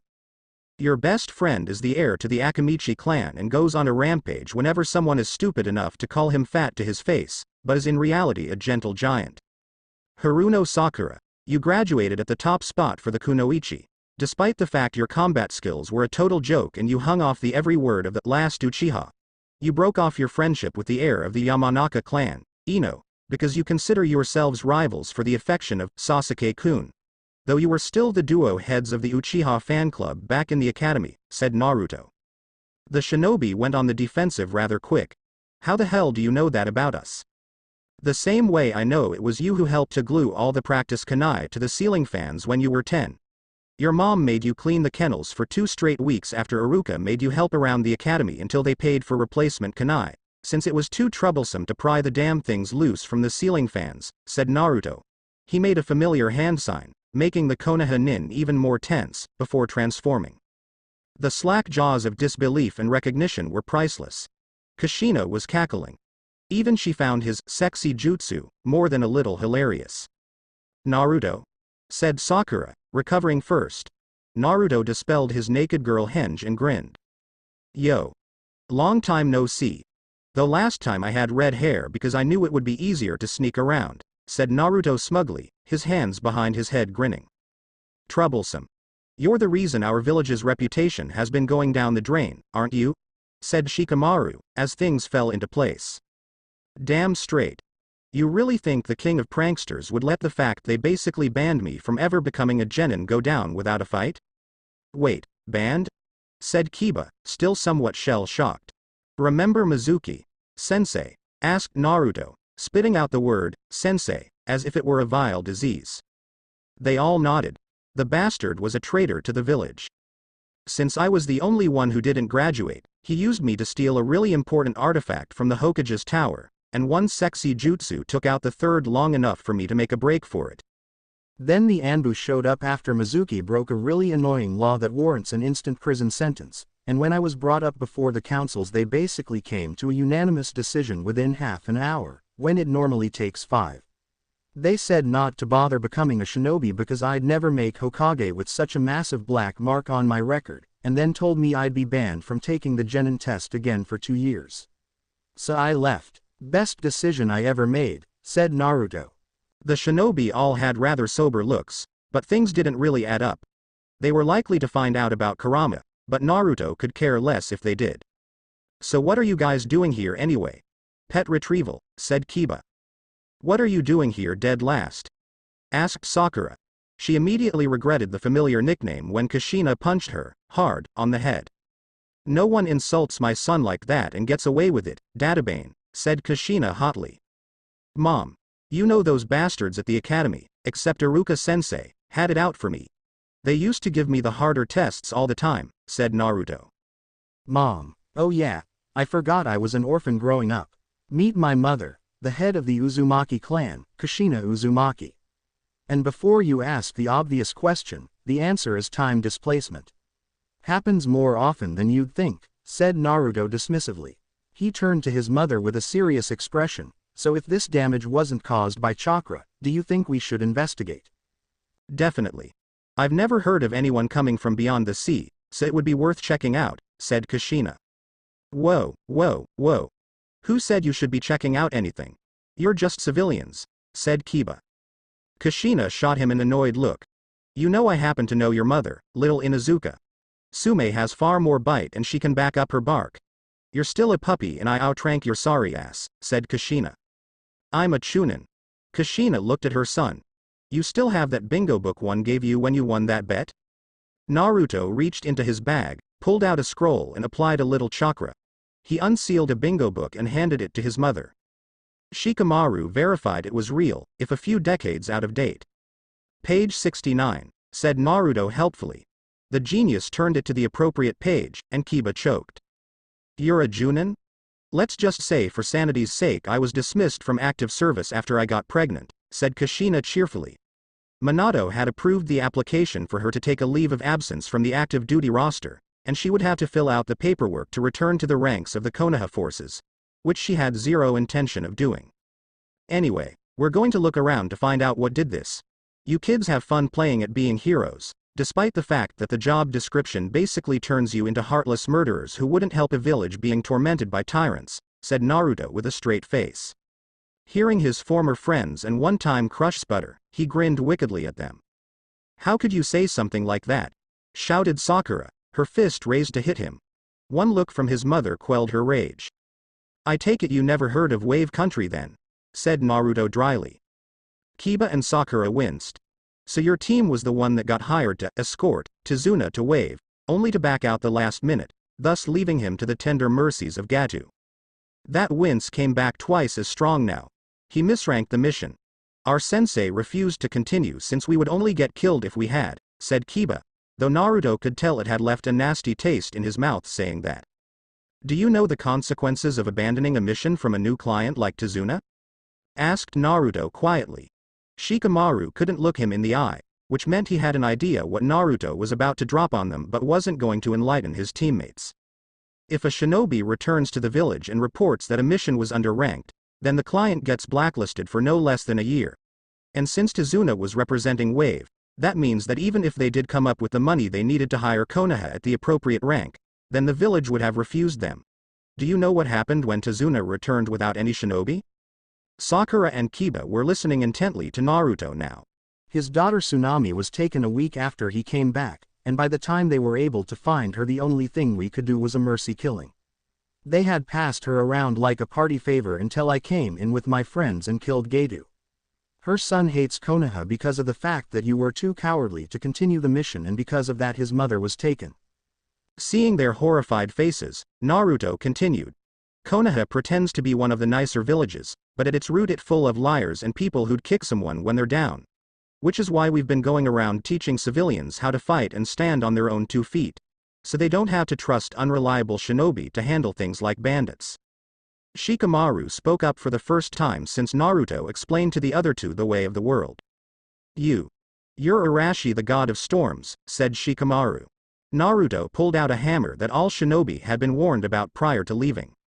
I tripped over this the night Mizuki ruined any chance I had of being a shinobi. Only found out later it was a legacy left by my father, and that only a worthy successor could pick it up, much less wield it. I have the power to help civilians without demanding payment, so why shouldn't I? You're going to completely undercut the shinobi villages, said Shikamaru. Your point? The system is flawed, and it's in need of a good shake-up. Either the hidden villages learn to adapt and grow, or they die off. It's long past time someone helped out the little guys that fall through the cracks of the shinobi's precious missions, said Naruto flatly. He could see the gears turning in Shikamaru's head. Oi! Naruto! Are we going to head out or stick around? Shouted Karen. What do you think, Mom? Asked Naruto. I'd say the chance of seeing something from the continent is too good to pass up. We should at least investigate further, said Kushina cheerfully. We're sticking around, he shouted back to Karen. He turned to the trio behind him and handed Kiba the ferret. Have fun playing at being assassins, said Naruto. Kushina grabbed onto his neck as he twirled the hammer and let loose. He enjoyed the shocked expressions of Kiba and Sakura as they flew through the air a short distance to Karen and Loki. Troublesome. Well, we got the ferret, now what? Depends on whether we find the client anytime soon or not. Let's look for them and keep an eye on Naruto's group at the same time, said Shikamaru. Outwardly he was the same, but his mind was moving 100 miles a minute. He, like many of the Nara clan, had sensed the change in the winds. Konoha wasn't like it was when they were growing up. There was some spark that was missing from it. And if pressed they could openly point to the moment it left. The day Naruto was declared missing by the Hokage. They had never found out why someone who had always loudly declared he would be Hokage despite all the crap threw at him had disappeared and never returned. And to be honest, his father had complained often enough about the old dinosaurs on the councils who refused to let things progress. How the third had looked tired since the invasion, and his post wearing him down the more years went by. If they could find someone new to follow, someone who represented what Konoha was supposed to be, instead of the dried-out husk that stood in its stead now, he had little doubt that his clan would switch sides. Naruto had stood as a beacon of hope, not that they had realized it. Now that beacon had disappeared, and they all felt the lack wearing on them. Besides, the blonde had always been a good friend, and Konoha shinobi were loyal. It didn't take long for the 3 Chunin to get busted for spying on their old friend, and it took even less time for Kushina to drag them into their campsite. It had less to do with her feeling charitable to the Leaf Shinobi and more to do with keeping them within arm's reach in case they tried something. The more time Shikamaru reminisced with Naruto, the more an unsettling fact began to take root in his mind. Konoha was dying. 10 years, 20, it made little difference. Just being around Naruto brought back a spark Shikamaru hadn't known was missing until he saw the blonde again, but now that he realized something was terribly wrong it began to fester. Like an open wound that was almost impossible to treat. Finding the caravan that had hired them to retrieve their pet, Shikamaru and the others stuck around Naruto's group. If pressed, he would claim to the Hokage that he had chosen to do some reconnaissance on the source of the new cult that had been worrying the older shinobi for some time. It was impossible to miss the change in Naruto. 6 years ago, Naruto had been a goofy kid who loved pranks and was always hiding his real smile from everyone. Oh, he pretended to be happy, but you had to be a complete idiot to miss how miserable he was or that his stomach would ever so occasionally rumble from lack of food. He had been a runty kid, but in decent enough shape, despite being dead last. He still had more stamina than most of the civilian-born students. Now though, it was clear Sakura was regretting turning Naruto down so often. Naruto's babyface had filled out into something that had the girls more than interested in him. Though to be fair, her infatuation with Sasuke had taken a sharp dive after his retrieval. The last Uchiha hated Konoha and everything to do with it, and would gladly help burn it to the ground if given a chance. He knew for a fact that the council had discreetly turned him into a brood mare for a more loyal generation of Uchiha, and at one point he had tried to kill himself and take as many of the Anbu down with him. Shikamaru had noticed an unsettling number of young children under 4 with Sasuke's raven locks and dark eyes around the village. It was obvious that the council had no need for Sasuke as an individual, and had already taken steps to reclaim the Uchiha bloodline without needing his consent. There were some things that not even Shikamaru could stomach, and if he ever found out where Sasuke was he'd give his old classmate a mercy killing. While he was alone with Naruto, Shikamaru brought up what happened to Sasuke, guessing the blonde had never learned the fate of the last Uchiha. Naruto was uncharacteristically quiet, but quickly bounced back. It didn't take a genius like Shikamaru to realize Naruto would likely retrieve Sasuke or kill him to end his misery. It wasn't his problem. Something was inherently wrong with Konoha, and something had to change. Kiba couldn't believe the change in his old pranking buddy. Yeah, he had noticed when Naruto went missing. But hadn't thought much about it. He was too busy being a genin. The last time he was around Naruto, he had smelled like a fox. Now he had the distinct scent of an alpha and the crisp smell of lightning. The only person he had ever heard of with that combination of scents was the 4th Hokage, and that was from his mother getting a good whiff of his scent before he found out her abilities during the Third War. Naruto had filled out from the runt of the litter he had been, to the leader of a pack. But it was more than that. Kiba couldn't really place it, but when he mentioned it to Shika later, he realized something. There was something missing in Konoha. Some sort of spark that had been trampled into dust when Naruto disappeared. A spark that Kiba found he missed. A lot. He could laugh and brought up old pranks with Naruto. And cracked up at some of the new ones Naruto spoke about. But he was openly dreading returning to his home. He didn't want to lose that cheer and joy that Naruto seemed to bring around him instinctively. Sakura Haruno didn't know what to think of Naruto. For the longest time she had dismissed him out of hand, except as an annoyance. Then he left, and suddenly there was a void in her life she hadn't realized until she saw him again. Her obsession with Sasuke lasted only until he left the village and was dragged literally kicking and screaming back. The way he had treated her upon leaving had destroyed her infatuation with him. Without Naruto around begging her for dates, she suddenly found a lack of people even willing to give her a shot.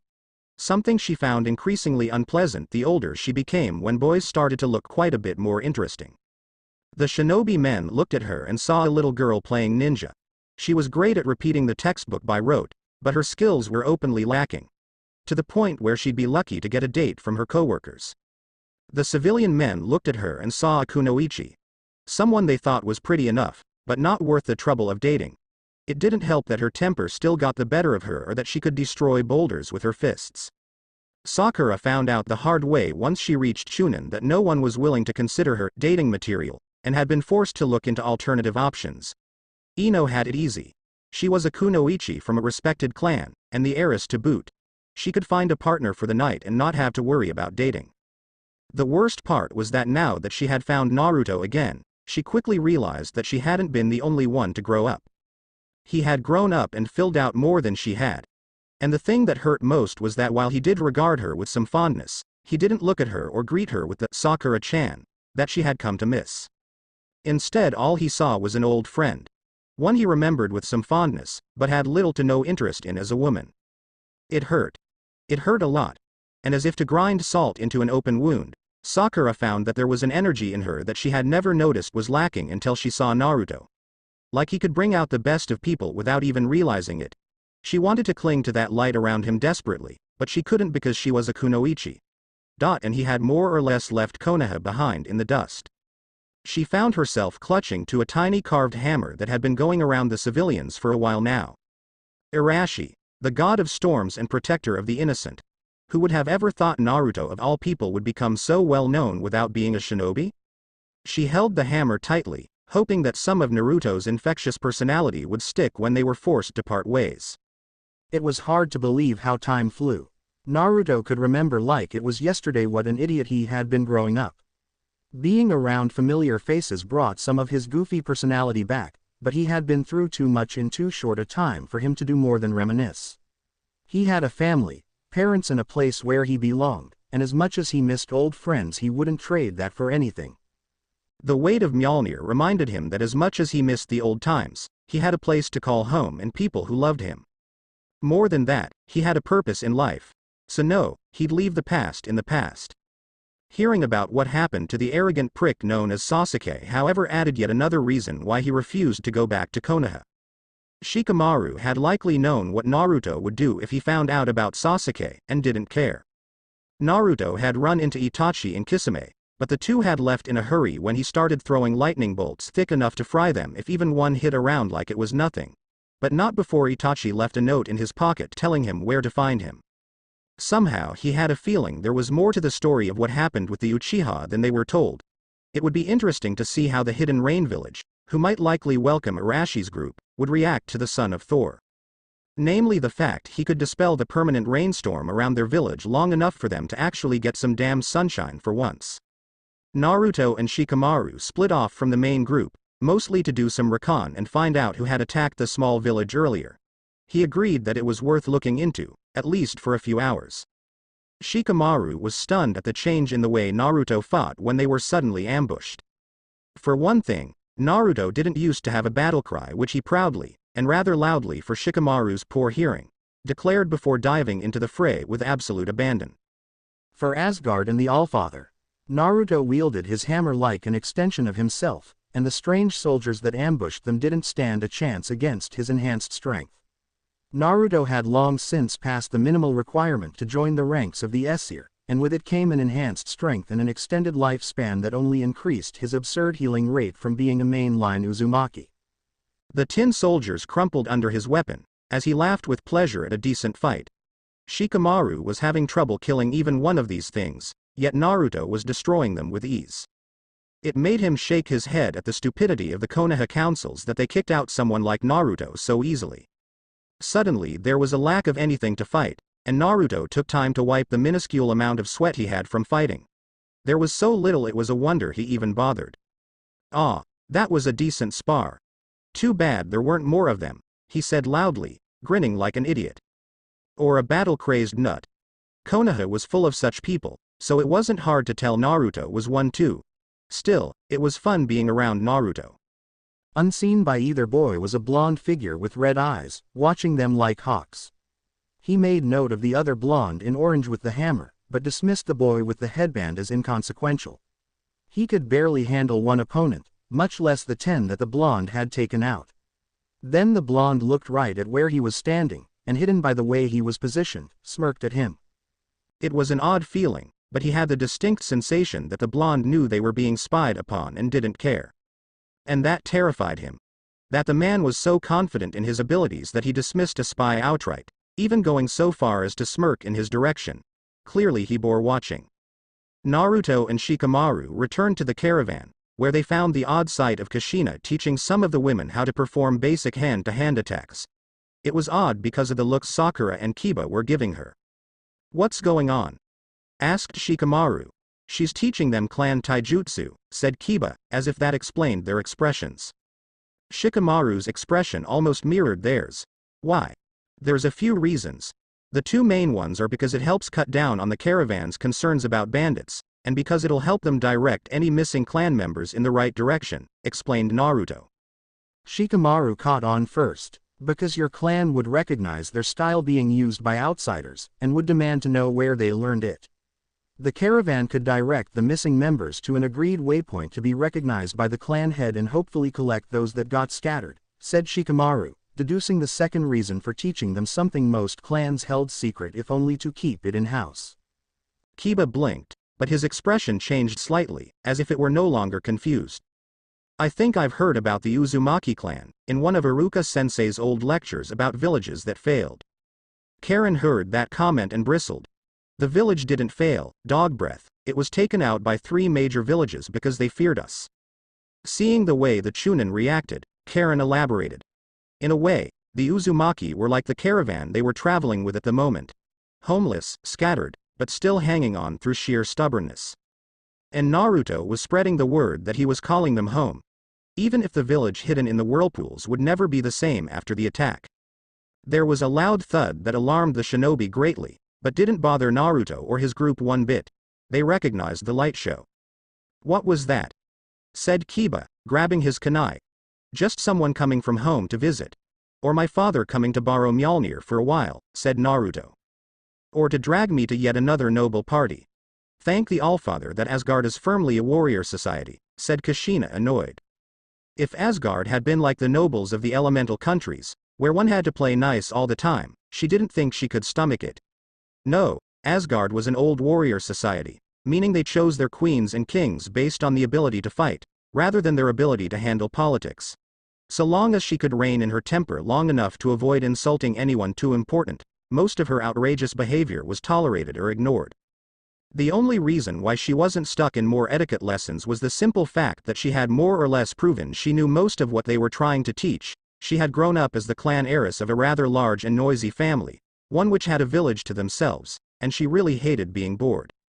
So they let her spend plenty of quality time with her son, while Loki discreetly taught Naruto everything he and Karen needed to know. At this point Karen was considered his second-in-command and his personal advisor, so she was a permanent addition to the family.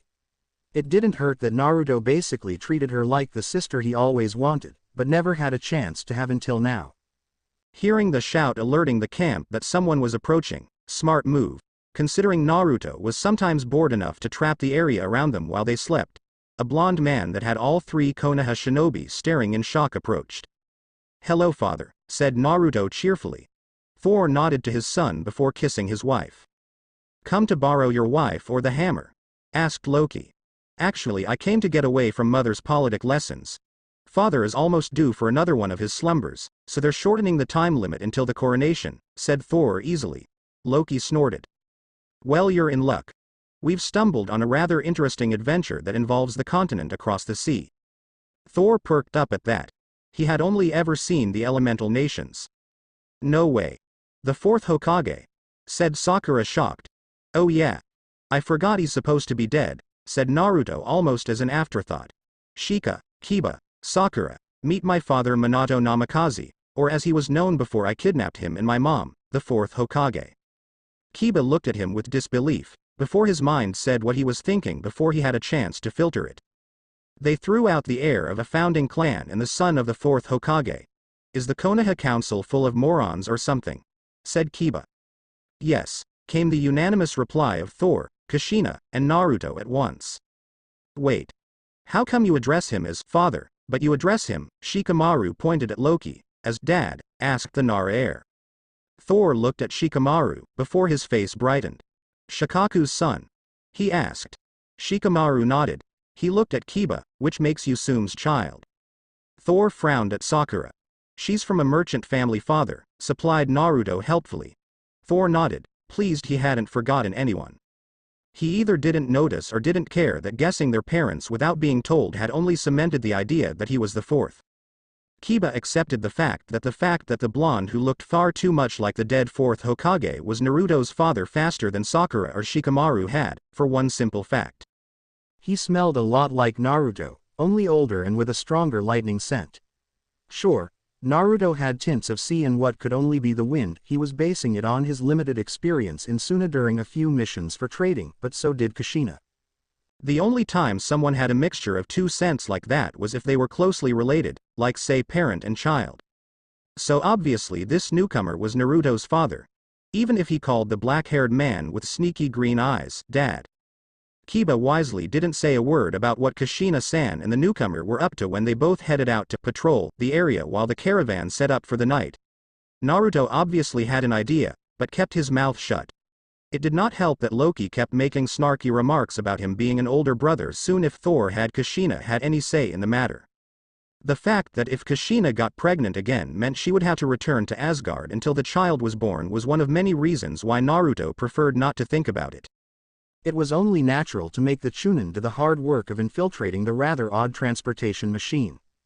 Being from Asgard, it wasn't hard to guess that this was some sort of mobile fortress, one designed to allow one to infiltrate enemy territory without having to worry overly much about the local wildlife. In other words, it was something to be more than cautious around, if only for the fact that it had an unknown number of enemies inside it. What the reported only confirmed that it wasn't anything the shinobi were familiar with. Thor looked rather excited about finding out more of this strange power. So let me get this straight. Your big plan to completely ruin the shinobi villages is to teach civilians taijutsu, said Kiba, looking at Naruto like he was nuts. They were more or less riding on their respective nin partners. Akamaru had gotten big and Kurama had been bribed with the promise of chaos, while Naruto explained his big revenge plan against Konoha. Taijutsu and basic E-rank jutsu, clarified Naruto. Let's face it, most bandits can't handle a properly trained genin, which is the most the average civilian would be able to reach if they hadn't started early like you did. And I've been around the third Hokage enough to know that a good chunk of a shinobi village's investment money comes from C ranks, which is what dealing with bandits is generally labeled as. Shikamaru, who was on one of the odd animals that the caravan let them ride, nodded. I see what you're saying. The most common missions for shinobi are D and C ranked missions. Take out the need for assistance in dealing with things like bandits and you'll force the village to prioritize their assets. To be honest, most of the shinobi wars are caused by there being a surplus of shinobi in one or more villages, and a lot of little things adding up until one big incident sets off the powder keg. If you look back on all the wars, or look at the records, you'll find that shinobi actually made more money during a war than they do during times of peace. The problem is that most civilian villages tend to suffer from the fallout of the argument, said Karen, adjusting her glasses. Seriously, said Kiba. I was a librarian during our excursion to the past, and there aren't any restrictions on declassified census documents. All missions outside the village came with a risk assessment multiplier attached during war times. After the wars ended, that RAM was removed within the first year, once the hostilities were confirmed to be over. Furthermore, wars have a habit of promoting the village in more than just adding to the wallets of the shinobi. After a war, within the first 3 years there is always a massive baby boom and subsequent rise in academy students after 7 years have passed, said Karen. No way, said Kiba. Makes sense. Odds are there'd be an influx of Chunin and Junin, with only the really young remaining genin after a war. They dropped the standards for promotions during wartime efforts, said Shikamaru. I get that, but how does teaching civilians to fight like green genin get revenge on Konoha? Asked Kiba. Simple. Who do you think suffers the most during war times? The shinobi have their villages to back them up, but in most cases it's rare for some of the other villages to care about civilian casualties. Most of them won't even bother with evacuating them during war times to avoid having some disguised shinobi stabbing them in the back. And you have to remember civilians have a much longer life expectancy span compared to the average Chunin. It's rare for shinobi to live past 50, if they're lucky, said Karen. Civilians will close ranks against the shinobi, and the samurai will likely create agreed neutral territories during war times if they're asked the right way. Which means the only ones dying would be the shinobi, since most civilians could care less about the whole village affiliation thing that the ninja have, save to hate certain clans for accidentally killing off a favored family member, said Naruto. Which is why we're going to bring the Uzumaki clan back. Originally we were going to just remove them to Asgard. But then Naruto had the idea of teaching civilians how they could fight back and keep the shinobi wars away from them. Kiba looked confused. Uzumaki are seal masters, for the most part. Who better to go around adding defensive seals around civilian territories to keep shinobi out unless allowed in? They help keep the three factions separate during times of war, and also act as the voice of their patron gods, said Naruto. Enforcers. You're planning to turn your clan into enforcers, said Shikamaru. Enforcers of keeping the peace. Did you know the Uzumaki clan was all but wiped out by 3 of the 5 major villages out of fear, because they were considered too powerful, thanks to their knowledge of Fuinjutsu? Said Kushina. Sakura looked fascinated. Kiba and the other Konoha nin had to do a double take on Naruto and the fourth's rather loud battlecry when the camp was attacked.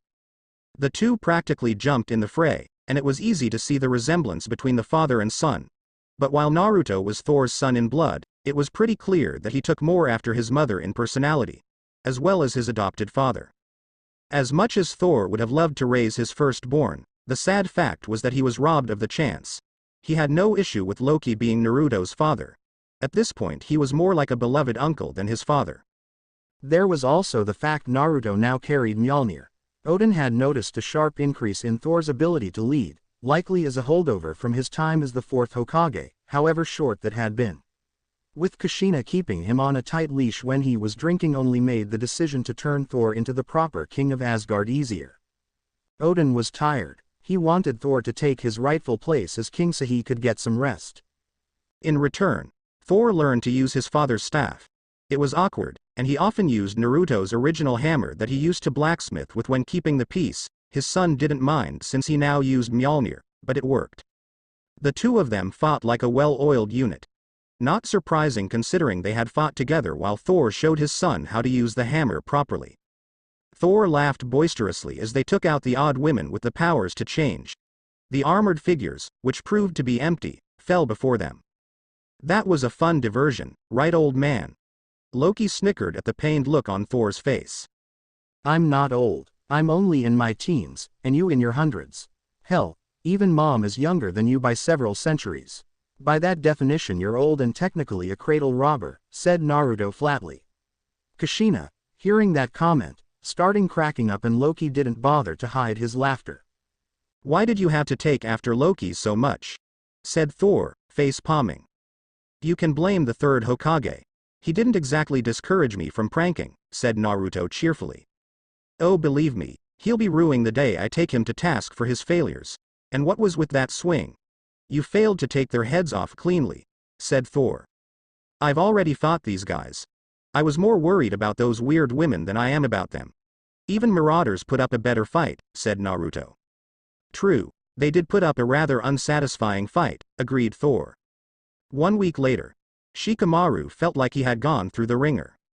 In between running into Naruto again, having to deal with people from the continent, there was something about helping out the emaciated teens get back on their feet and establishing a proper village, and finding out the fourth Hokage and his secret wife were in fact alive. Naruto kept insisting on the term time displaced, saying that the seal in question had been dismantled. This simple pet retrieval had been a total headache. But it was nothing compared to the after-mission report. The second the Hokage found out they had a run-in with Naruto, they ended up having to spend 12 hours repeating everything that happened. And then go in for a psyche evaluation when they mentioned seeing the fourth and his wife. Apparently the fact he had a wife was kept very secret at the time, at least until he had a few kids to pass on his bloodline. The fact Kiba positively identified his wife from a photo, and her old nickname only made their story much more believable, because the fact that Kushina had died long before any of them would even know about her meant they wouldn't have known to ask. Generally people didn't talk about already dead shinobi. Oh, they might visit the memorial stone like Kakashi did, but that was about it. Shinobi lived fast and died quickly, often in less than pleasant circumstances. And when he got home, he then had to endure yet another interrogation from his family. This was not his month. Kiba was not having a good day. Sure, it was nice to catch up with Naruto again, but the headaches they got when they came home almost wasn't worth it. And that was before his mom had him doing a comparison test with a pair of old shirts she had locked in scent containment boxes. Akamaru helped confirm the scents, which only set off his clan. Apparently the shirts had belonged to the fourth Hokage and his wife. Sume called a full meeting of the clan, at least all those within the village. Kiba confirmed the scent. The fourth is alive, as is his wife. How is this possible? We all saw the bodies. Their death was confirmed. Sume looked to Kiba, who pushed down his nervousness and repeated what Naruto told him. He said there was a seal in the remains of Whirlpool, one that could displace someone in time. He faked the remains and kidnapped the Hokage and his wife, and thanks to the fox no one looked too closely at the remains. There were plenty of murmurs from the clan. The Uzumaki clan was known for its seals, some of which were beyond the imagination. If they had a seal that could travel time, and not just distance, then it would make sense that they would become seal masters. Makes sense that the fourth son would do the impossible, chuckled Sume. Wait. Naruto really is the fourth Hokage's son, said Kiba, in disbelief. Then why did the council all but kick him out of the shinobi program because of a traitor in the academy?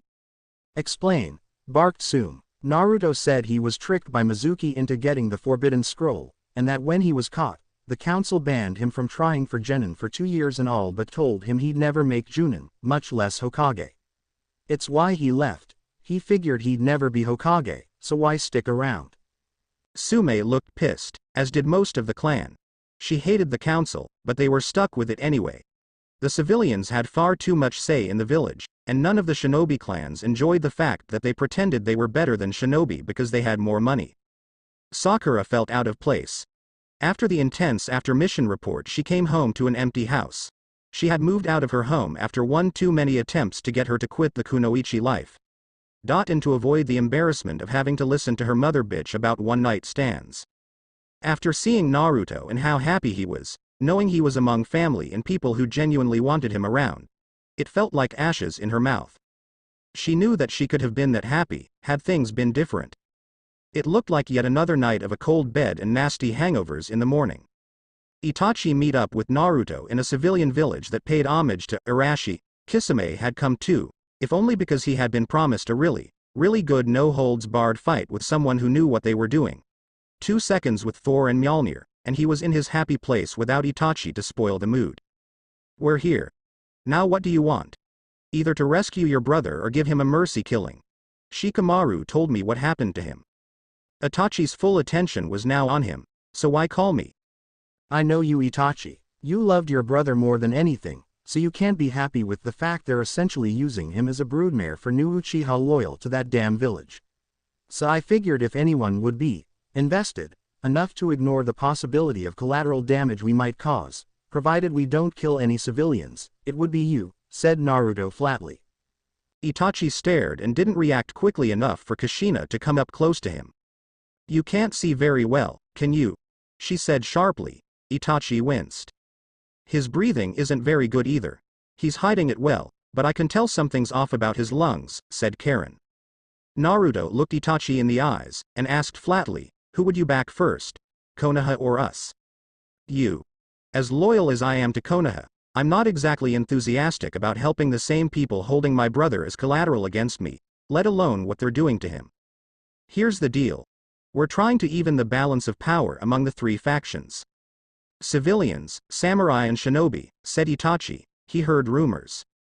Now I've heard the Akatsuki actually treat the civilians like people, not like crap like some of the villages, but they don't let them run over their shinobi like Konoha does. They revere Pain as a god. He protects them from the wars in the area. Here's what we can do. Get us in contact with the leader of the Akatsuki.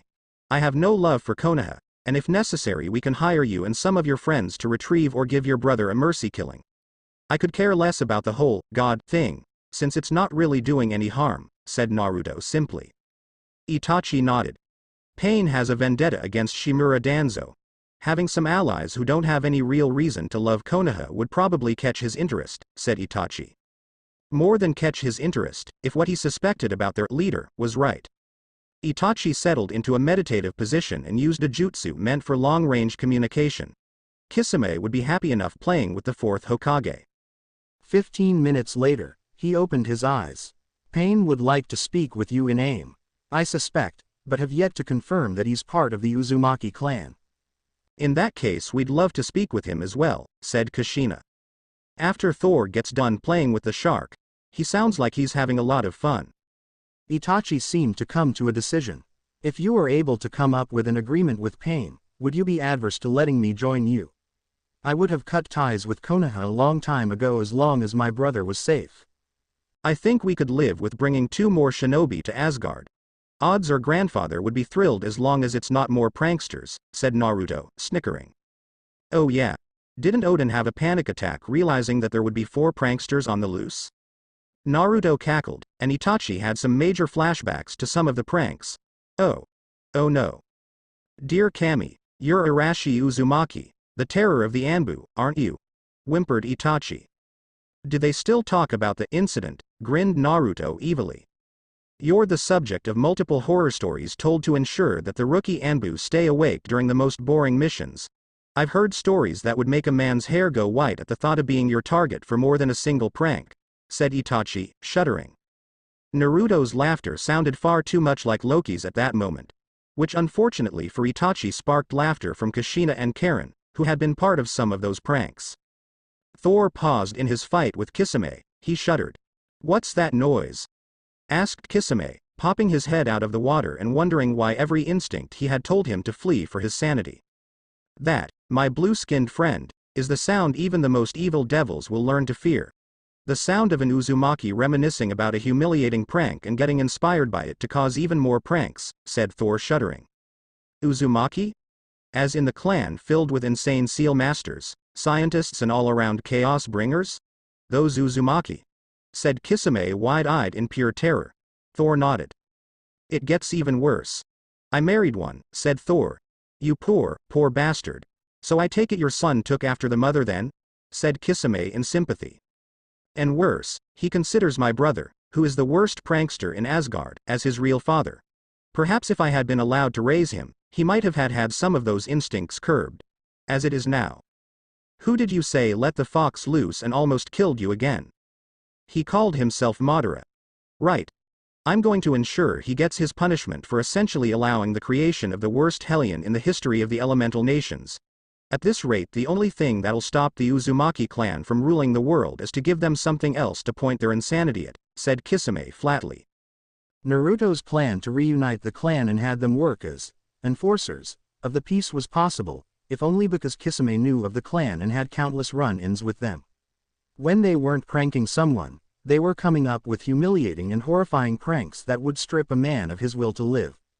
Being the target of a bored Uzumaki, or worse, putting them on a streak for revenge pranks, was tantamount to being put in the nut house, if you were lucky. No one wanted to piss off an Uzumaki. It took all of 5 seconds before Naruto used his power over the weather to clear a megacure of its rain problem, thus allowing the people who lived there to see sunlight for the first time in years, and 10 seconds for a woman with blue hair to show up looking rather annoyed. Who are you and how did you do that? Uzumaki Naruto. Itachi said that pain would be expecting us, he replied equally blunt. Seeing the hammer on his waist, she quickly deduced his other identity. Arashi, the god of storms. So do you want to talk shop or do you want us to leave? Keep in mind that about an hour after we pass out of your territory, the rain comes back. I can keep it held off for a while, said Naruto cheerfully, not denying it. Thor had to go back, as he was still learning diplomacy and was scheduled to take the throne from Odin sometime after Naruto's 18th birthday. Odin had made it clear what his plans were. Once Thor was properly on the throne and had a handle on being a king, Odin and Frigga were going on a long, overdue vacation. Considering how well known he was, Odin planned to visit Midgard or the elemental countries to spend some time with his grandson. Besides, he wanted to give Sarutobi Hiruzen a piece of his mind. The woman twitched. Can you keep it off the village, but allow it to fall everywhere else? We use it to detect intruders and having it gone. It's a nice way to test my control, shrugged Naruto. Once they were inside the village, the rain started pouring down like crazy 5 feet outside the gates. The sensors felt relieved, as they could detect intruders again. Meanwhile the children were giving the clear sky odd looks. They went to a building that looked for public meetings. Naruto snorted. What? Asked the woman. I will not interrogate my enemies in the inner sanctum. A small hotel well outside my borders will work just as well. I remember reading that somewhere in the list stuck, said Naruto. Kushina snorted. I remember that list. The evil overlord list. A numbered list of rules that evil overlords should keep in mind unless they want to get their ass killed, said Kushina cracking up. Yes, I just quoted the evil overlord list. You can find it online if you look it up. I wouldn't mind having a look at this. List, said a voice. Turning, they found a man with orange hair and piercings. Rinnegan. You're using a puppet body, aren't you? Said Kushina. No, I get it. He has no idea if we're enemies, only that we could be potential allies, said Naruto. So, you have no love for Konoha, yet you wish to hire one of our teams, said Pain. We're planning to either retrieve or kill Sasuke Uchiha. Itachi said you might be interested in helping our main goal, which is to reunite the Uzumaki clan and royally piss off the shinobi nations in a way they can't really fight against. Pain, hear them out, said the woman. She had heard rumors of how they were doing it. And what would we get out of this in return? Naruto grinned. Have you heard what's been happening in Suna recently? Pain's eyes narrowed. I've heard they've gone from one of the weakest of the big five to being second to Konoha. And that they've recently converted to a religion that's been gaining a great deal of popularity with the civilians. We paid a visit to Suna some time back. And showed them how to get back up on their feet without needing their cheapskate daimyo to help them. They're the first major shinobi village to carry our flag, all in exchange for a little help. That and Naruto fixed Gaara's seal. If their cage followed their religion, then the entire village would soon follow suit. All he did was point out that they could free up most of their shinobi army to train if they agreed to give their civilians basic training and allow the civilians to do D ranks for a little extra spending money. D ranks, by and large, were basically the village chores. And Naruto never saw the point of having to chase a damn cat all over the place. As a result, Suna was thriving. And while shinobi generally didn't care for gods since most of them were big on the no-kill thing, quite a few of them could agree with a warrior god that didn't really care so long as they didn't target the innocent. So long as the Suna shinobi agreed to leave civilians that didn't get in the way of their mission alone, then the god, Arashi, would smile favorably on them. Considering Konoha had pissed him off, and was currently in the doghouse with their daimyo and most of the people they relied on to remain the top dog, they were inclined to behave. It really didn't help their case when Naruto ran into the fire daimyo once, who had become interested in this Arashi, and heard his side of the story. He had gotten the cleaned-up report of what happened with Mizuki, but hearing the cold, blunt truth from the victim of the whole thing really turned out to be an eye-opener. Hearing from the civilians, particularly those in Wave, about how Konoha had basically left them in the hands of a tyrant because of the fact they didn't have enough money, well, that had pissed him off pretty good. So yeah, Konoha was in the doghouse while Suna was finally recovering enough to be called one of the Big Five again. What's in it for you? Well, I heard a rumor that the god in aim happens to be an Uzumaki. We'd be happy to back you up if that really was the case. We're trying to find the Uzumaki clan so we can bring it back, said Naruto. Pain stared at him. And what would be in it for me, if I was part of the Uzumaki clan? Backup, sufficient supplies and the knowledge that Arashi would care less if you called yourself a god so long as you're not mercenaries like Konoha is, said Naruto flatly. And we could boost the defenses of this place so you didn't have to rely on the rain to warn you of intruders. Which is more important to you, the people of this village or the village itself? Asked Kushina intently. I could care less about the buildings, no matter how Kakuzu's bitches about the repairs. So long as my people are safe, said Pain after a moment. Naruto held out a hand. In that case, would you be open to a truce between the Akatsuki and the god, Arashi? We won't bother you if you go after Konoha for being full of assholes, and you'll leave us be if we happen to borrow some of your group, said Naruto. Perhaps. Our plan is to gather the 9 Biju and force the people into peace. Naruto grimaced. Sounds more like you're giving the shinobi a reason to unite against you, thus sparking an all-out war with a lot of collateral damage. And let's face it, what good would really come out of having a weapon of mass destruction? All it would do is inspire the shinobi to get their own and have to live on the head of a pin, hoping like hell one of them doesn't strike first, said Naruto flatly. Pain and Conan blinked. Now that he mentioned it, the Moon Eye plan did sound ridiculous. If they got all 9 Biju together, all they had was a weapon of total destruction. And that would be more than enough reason for the shinobi to band together. Or worse, find other beings of mass power to try and hold against them in a standstill. That was a far cry from peace, and more in line with an eternal stalemate that could spark a lot of bloodshed. What would you suggest? Well, my plan is to even the balance of power between the 3 factions. Shinobi, Samurai and civilians.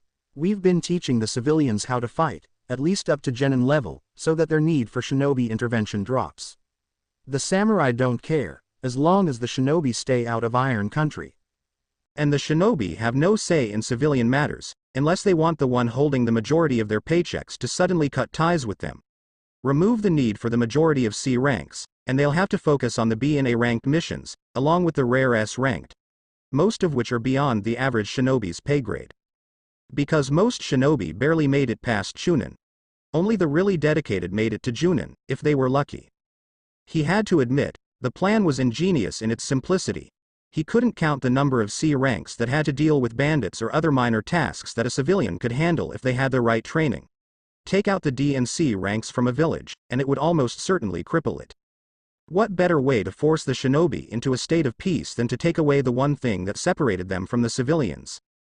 The samurai must love having you around, said Conan dryly. Mifune couldn't stop laughing when he found out why I was pretty much crippling the shinobi villages. He only laughed harder when he found out that it was Konoha's fault that I went on a massive revenge prank against them. Never piss off an Uzumaki into seeking revenge, said Pain dryly. It was an old, but true saying among those who knew of the clan. In any case, I don't see why Itachi and Kisame couldn't go with you, so long as you agree to cause as much damage to any root bases you run into. And if you happen to come across a man called Shimura Danzo, feel free to send him here. I want to have words with him. Will these words be painful and humiliating, or do you just intend to make him suffer before you kill him? Asked Kushina flatly. Some of the former, but more of the latter, admitted Nagato. If you need any help making his life hell once we find him, just ask. We'd be more than happy to break him before giving him the most painful mercy killing possible, said Naruto, whose smile was all teeth. Only an idiot would deny the assistance of the infamous trickster god Arashi Uzumaki, said Pain. He had the sense that something big was about to happen thanks to the charged energy in the air. For the first time in who knew how long, he felt a sort of energy in the atmosphere, like a massive storm that would wipe the slates clean. Or at least leave one hell of a mess to clean up after. He didn't know up from down, left from right. Hell, at this point even Orochimaru had abandoned him the second he realized Konoha was using him as a breeding tool and that there were several children running around with the Uchiha bloodline that would be easier to mold to his liking. After what Konoha did, he hated them with a passion. He also hated himself for falling for Orochimaru's lies, and for his weakness in failing to escape the hunter Nin the first time around. Now he was little more than a means to produce loyal Uchiha to that damn village, and his hatred was all that kept him sane. The first thing he noticed were the alarms going off. It was the first time in a very long time that he heard them, and the sound of pounding feet and yelled orders. The second thing he noticed was a wave of something hitting everyone around him, possibly a widespread genjutsu. He felt hands on him, only these weren't the usual ones. For one thing, they weren't pumping him full of any medicines meant to make him more receptive to their usual procedures to get the material they needed to breed more Uchiha. He had been blindfolded for a long time, so naturally he blinked rapidly once light hit his eyes. And the first thing he saw was his brother's face. Come to kill me at last. He rasped. He hadn't spoken at all in a long time. He refused to give the bastards the satisfaction. He found himself in the Tsukiyomi once more, and to his confusion all Itachi did was ask him a series of questions. Then he dropped the technique. It's up to you, Itachi, said a voice that almost sounded familiar. Sasuke was very confused as his brother carefully lifted him up. His muscles had atrophied greatly from disuse, and his mind was only now starting to catch up. Level it. Right. We'll rob the place blind, find out who took and then level the place. We'll make sure the children are at least relocated to places that have never heard of the Uchiha clan, said the voice hard. Sasuke didn't know what was happening. All he knew was that his brother was taking him from this hell, and that when he saw the sun for the first time in who knew how long, he cried. Then he was knocked out, but it was the peaceful oblivion of real sleep, not the drugged kind. Well? Said Kushina. He has an understandable hatred of Konoha, his condition is poor, but his mind is fully functional, reported Itachi. So no mercy killing then.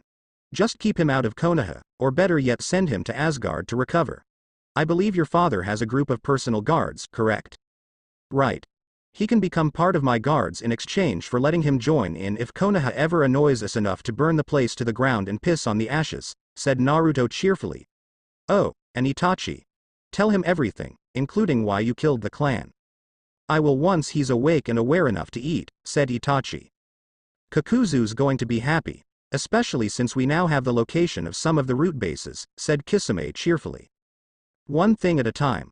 Once Sasuke is either stable or on Asgard under watch, we're leveling root to the ground and blowing their secrets wide open.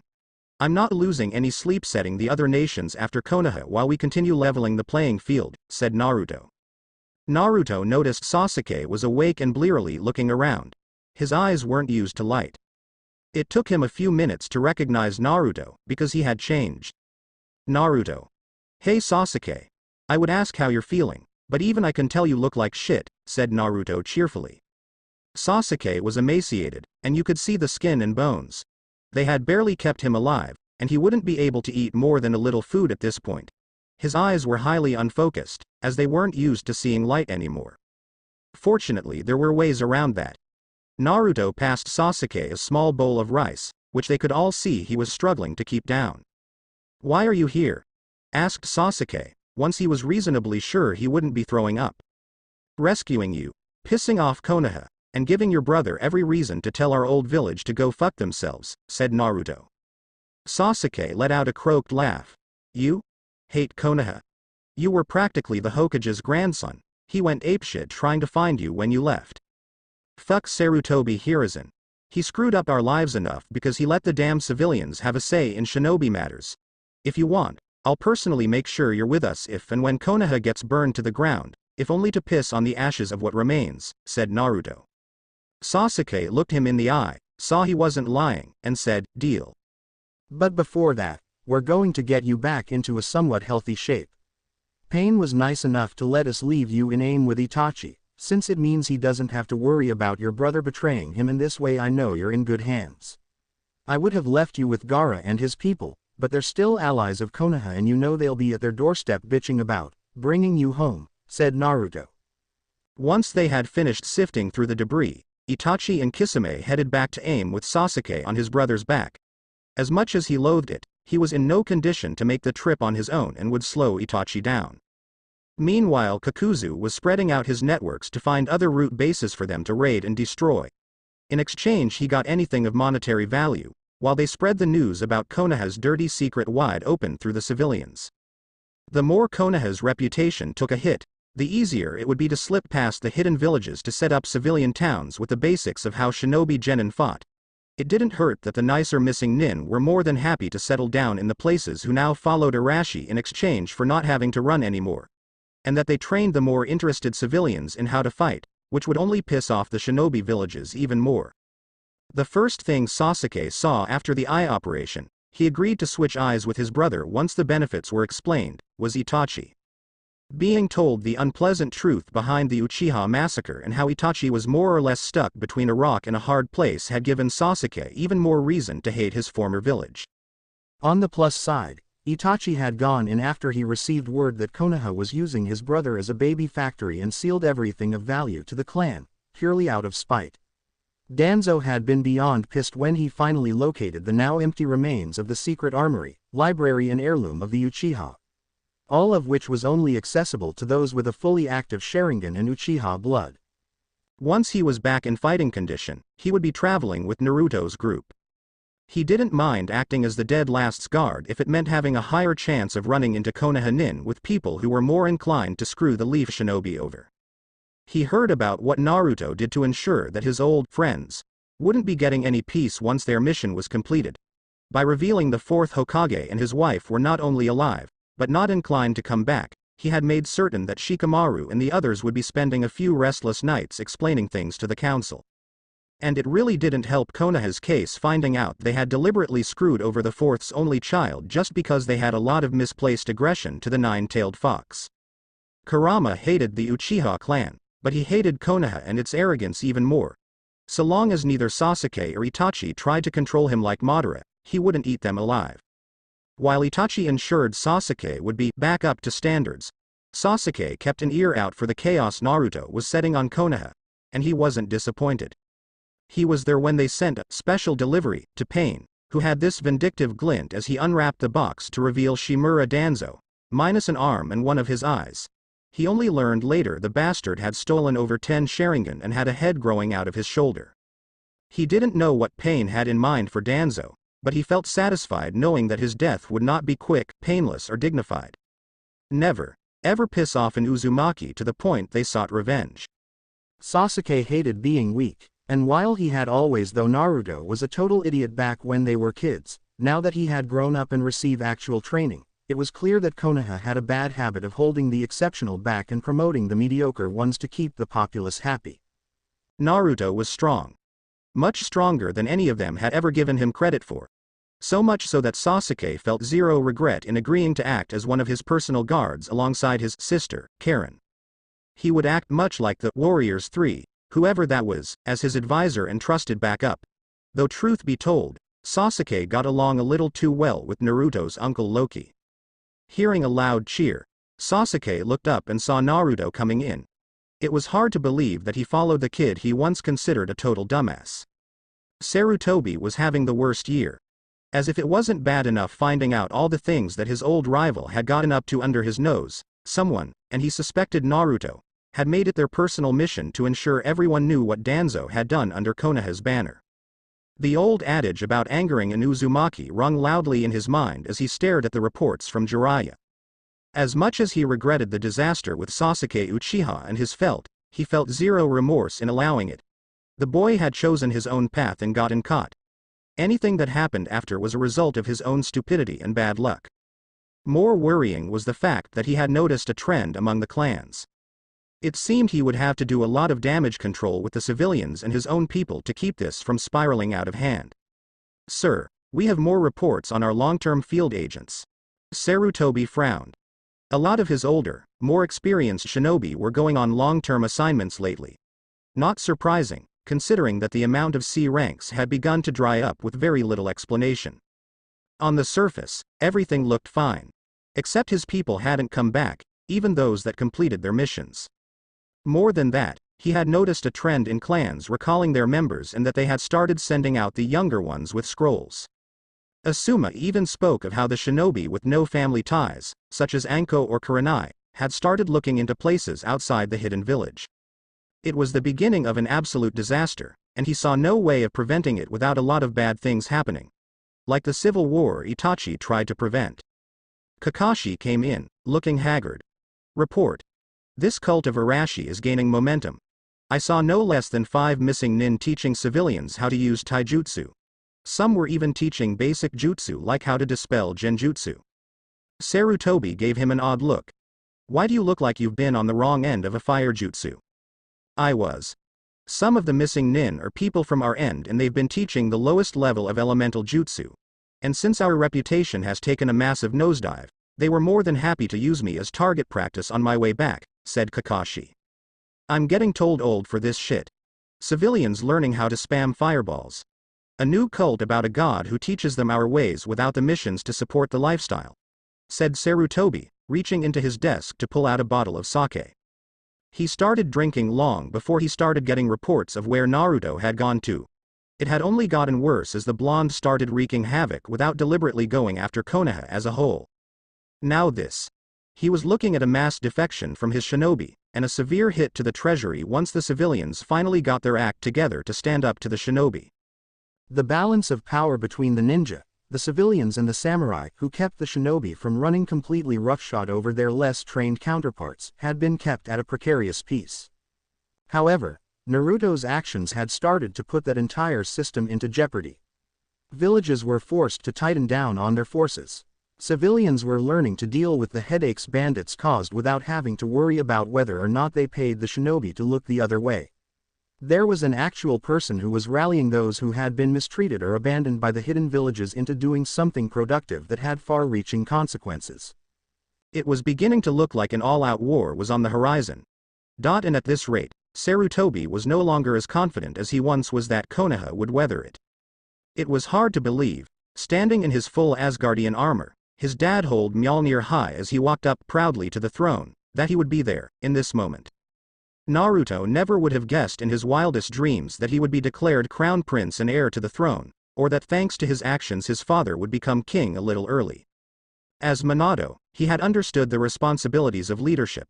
He knew far too well the cost of war, and had felt the pain of taking lives. Thor had been raised to take the throne. He did not agree with some of his human actions, but he understood why he acted that way. As Odin once told him as a child, a wise king never sought out war, but he must always be ready for it. Thor had matured enough that Odin believed his son ready for the responsibilities of being a king.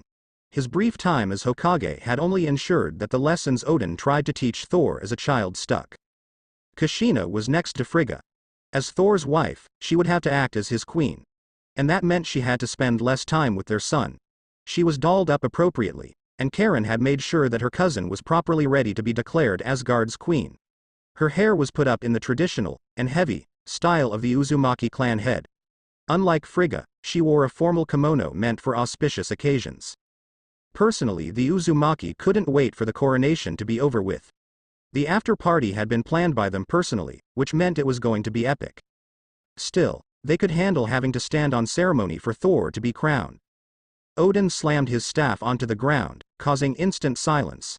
Thor knelt proudly as Odin began the ritual of passing on the throne. Thor Odinson, my heir, my firstborn. So long entrusted with the might hammer Mjolnir, forged in the heart of a dying star, its power has no equal, as a weapon to destroy or as a tool to build. 'Tis a fit companion for a king. I have defended Asgard and the lives of the innocent across the 9 realms from the time of the great beginning. Naruto's attention span began to wane, and he could see from where his mother was that she was having trouble listening as well. Fortunately, the ceremony was rather brief. He brought himself back to attention. Do you swear to guard the 9 realms? I swear, said Thor. Do you swear to preserve the peace? I swear. Do you swear to cast aside all selfish ambition and to pledge yourself only to the good of the realms? I swear. Then, on this day, I, Odin Allfather, proclaim you king. Rise, king of Asgard, declared Odin loud enough to echo across the room. Thor stood, and accepted the crown Odin placed upon his head. He walked up to the throne and took his place. Kushina stood stoically, for her, by his side as Frigga placed the other crown upon her head, declaring her Thor's queen. Behold, the new king and queen of Asgard, said Odin proudly. The cheering was enormous and could be heard by the common folk on the streets. Soon they were cheering as well, as the news spread across the 9 realms. The party was enormous, and Odin was very relieved to see Thor behaving himself. Of course, it didn't help that Kushina kept him on a tight leash. Seeing his grandfather, Naruto had an idea. How about you join us in the elemental countries? I'm sure there are plenty of sights you could see, and you could make a vacation of it, said Naruto. I have been curious as to what could possibly curtail some of Thor's bad habits, and I do want to visit this Konoha. I'll get the camera to capture that old monkey's face when grandmother gets through with him, said Naruto grinning evilly. The first and only thought in Sasuke's mind when he saw Naruto's grandfather was intimidating. Yeah, he does kind of have that vibe, but he's held the throne for years and he's in dire need of a vacation. So I told him to come here with grandmother and enjoy himself while my father learns the hard way what it's like to be king, said Naruto, grinning. Sasuke gave Naruto an odd look. Grandfather? Would have expected you to be as informal as you used to be. You used to call that senile monkey Gigi, as I recall. Have you seen Odin? What the hell makes you think he's loose enough to let me call him Gramps to his face? I mean, grandmother might not mind, but grandfather. Sasuke looked at Odin, listening in, and then at Naruto. He could see the blonde's point. What about your dad? Let's face it, Uncle Loki is more of a father to me at this point than my actual birth father is. And Thor's cool with being considered the uncle, since he knows he wouldn't understand the first thing about being a parent. He's hoping mom will get knocked up again so he can try again, said Naruto shrugging. Which, knowing your luck, will be soon. Personally, I can't wait to see my brother's expression when Kushina's pregnancy hormones hit full swing. Some of the stuffier nobles are already finding places to hide now that she's going to be living in Asgard rather than traveling with us, snickered Loki. Oh yeah, Minato had some hilarious expressions while mom was pregnant with me. I think he had the most amusing one on his face when he thought she was going into labor at only 8 months, when it was a false labor pain. I haven't laughed that hard in a while, said Naruto, cackling. I remember that. He was running around like a chicken with its head cut off because he thought you were coming, while we were on the floor cackling like idiots because we knew the due date and he didn't. Even Kushina-ne-san was cracking up, in between throwing the kunai at him, cackled Karen. Didn't she say she'd never let him touch her again, because she hated having to waddle around? Snickered Naruto. This coming from someone who beat Fandral the Charming at getting a date for the night, snorted Karen. The dumbass can flirt, said Sasuke incredulous. He's a prince, he takes after his dad in looks, and he's got charisma out the ass. Aside from having trouble in stuffy settings, he's insanely popular in Asgard and has no shortage in offers when it comes to sharing his bed. Good thing contraceptive jutsu are considered standard in all shinobi villages, otherwise he would have gotten someone knocked up by now, said Karen. Not exactly. Asgardians might be long-lived, but the drawbacks are that we have a low birth rate to compensate. Divinity comes at a price, said Loki. I remember. Anyone from a pantheon end up having a low birth rate unless they're with humans, who somehow manage to get pregnant at a higher frequency compared to gods. I wonder if that also includes Uzumaki. Isn't one of the common traits in the clan that we're very long-lived and healthy to begin with? Red hair, a penchant for pranks and seals, and we get a long lifespan to boot. All traits of a mainline Uzumaki, said Karen, adjusting her glasses. Yes, well I'm sure Mother will be thrilled having plenty of grandchildren and great-grandchildren to play with, deadpanned Loki. Yeah, not happening while we're cleaning up the mess the shinobi made. As much as the idea of having an even bigger family appeals to me, there's no way in hell I'm having kids with a shinobi, said Naruto flatly. That made Karen snort, as she had realized early on that while Naruto was almost dense in some aspects most people took for granted, he was supernaturally perceptive about the way people reacted around him. Karen suspected he had developed a level of empathy that bordered on psychic ability. And because of how young he was when they first met, he almost immediately claimed Karen as a sibling, rather than a lover. A shame, but she could live with having the goofball as a slightly younger brother. Even if he did make some fine eye candy and didn't mind walking around without a shirt on. So how did Pain react to the evil overlord list you let him borrow? Let's just say he's been quietly implementing a few things on the list. Fortunately most of his people agree that the red and black cloaks are not tacky looking. Karen snickered. Quote. Remind me again why we're having drills in how to throw a kunai and shuriken? Asked Sasuke. 1. Because it never kills you to practice the basics. And 2. Because someone, I'll not bother to name who, gave Pain a list of things people who want to take over the world in a way most won't agree with should and shouldn't do, replied Itachi. Besides, this gives me the perfect opportunity to have some brotherly bonding time that we missed out on because father was an ass. What sort of list? The evil overlord list. Case in point 1 of the rules specifically state, my legions of terror will be trained in basic marksmanship. Any who cannot learn to hit a man-sized target at 10 meters will be used for target practice. Considering the importance of being able to aim, I think the list is rather self-explanatory, said Itachi shrugging. Sasuke blinked, thought that rule over, then shrugged as well. Such a rule was pretty self-explanatory, even if it was slightly annoying being forced to prove you knew how to throw and actually hit with your kunai. What were the other rules? Asked Sasuke. As much as it irked him, while he did pass the basic training of being considered a satellite Akatsuki member, he had the option of being made a full one if any died, which was a regular occurrence with Kakuzu's partners. He did not place in the top 10. If I find my beautiful consort with access to my fortress has been associating with the hero, I'll have her executed. It's regrettable, but new consorts are easier to get than new fortresses and maybe the next one will pay attention at the orientation meeting. Some of the rules are rather funny, said Deidara. Kakuzu smirked. You mean like the one that states, if I have children and subsequently grandchildren, I will keep my 3-year-old granddaughter near me at all times. When the hero enters to kill me, I will ask him to first explain to her why it is necessary to kill her beloved grandpa. When the hero launches into an explanation of morality way over her head, that will be her cue to pull the lever and send him into the pit of crocodiles. After all, small children like crocodiles almost as much as evil overlords, and it's important to spend quality time with the grandkids. I have to admit, whoever came up with that list is a genius. That set off a debate on the pros and cons of all the items on the list, as it was now being called, as some of the rules made very little sense while others seemed to be a reminder for the evil overlord to use his head for once. The one that bothered Pain the most was the rule stating, "I will not set myself up as a god. That perilous position is reserved for my trusted lieutenant." Mostly because in a megacure, he was considered god, or at least part of the same set that Arashi belonged to, since the blonde had cheerfully welcomed him into the family, whereas the actual leader of the Akatsuki was currently acting like a moronic idiot named Toby. Pain wasn't exactly comfortable with the revelation that he might be the trusted lieutenant, and not the one ruling the show.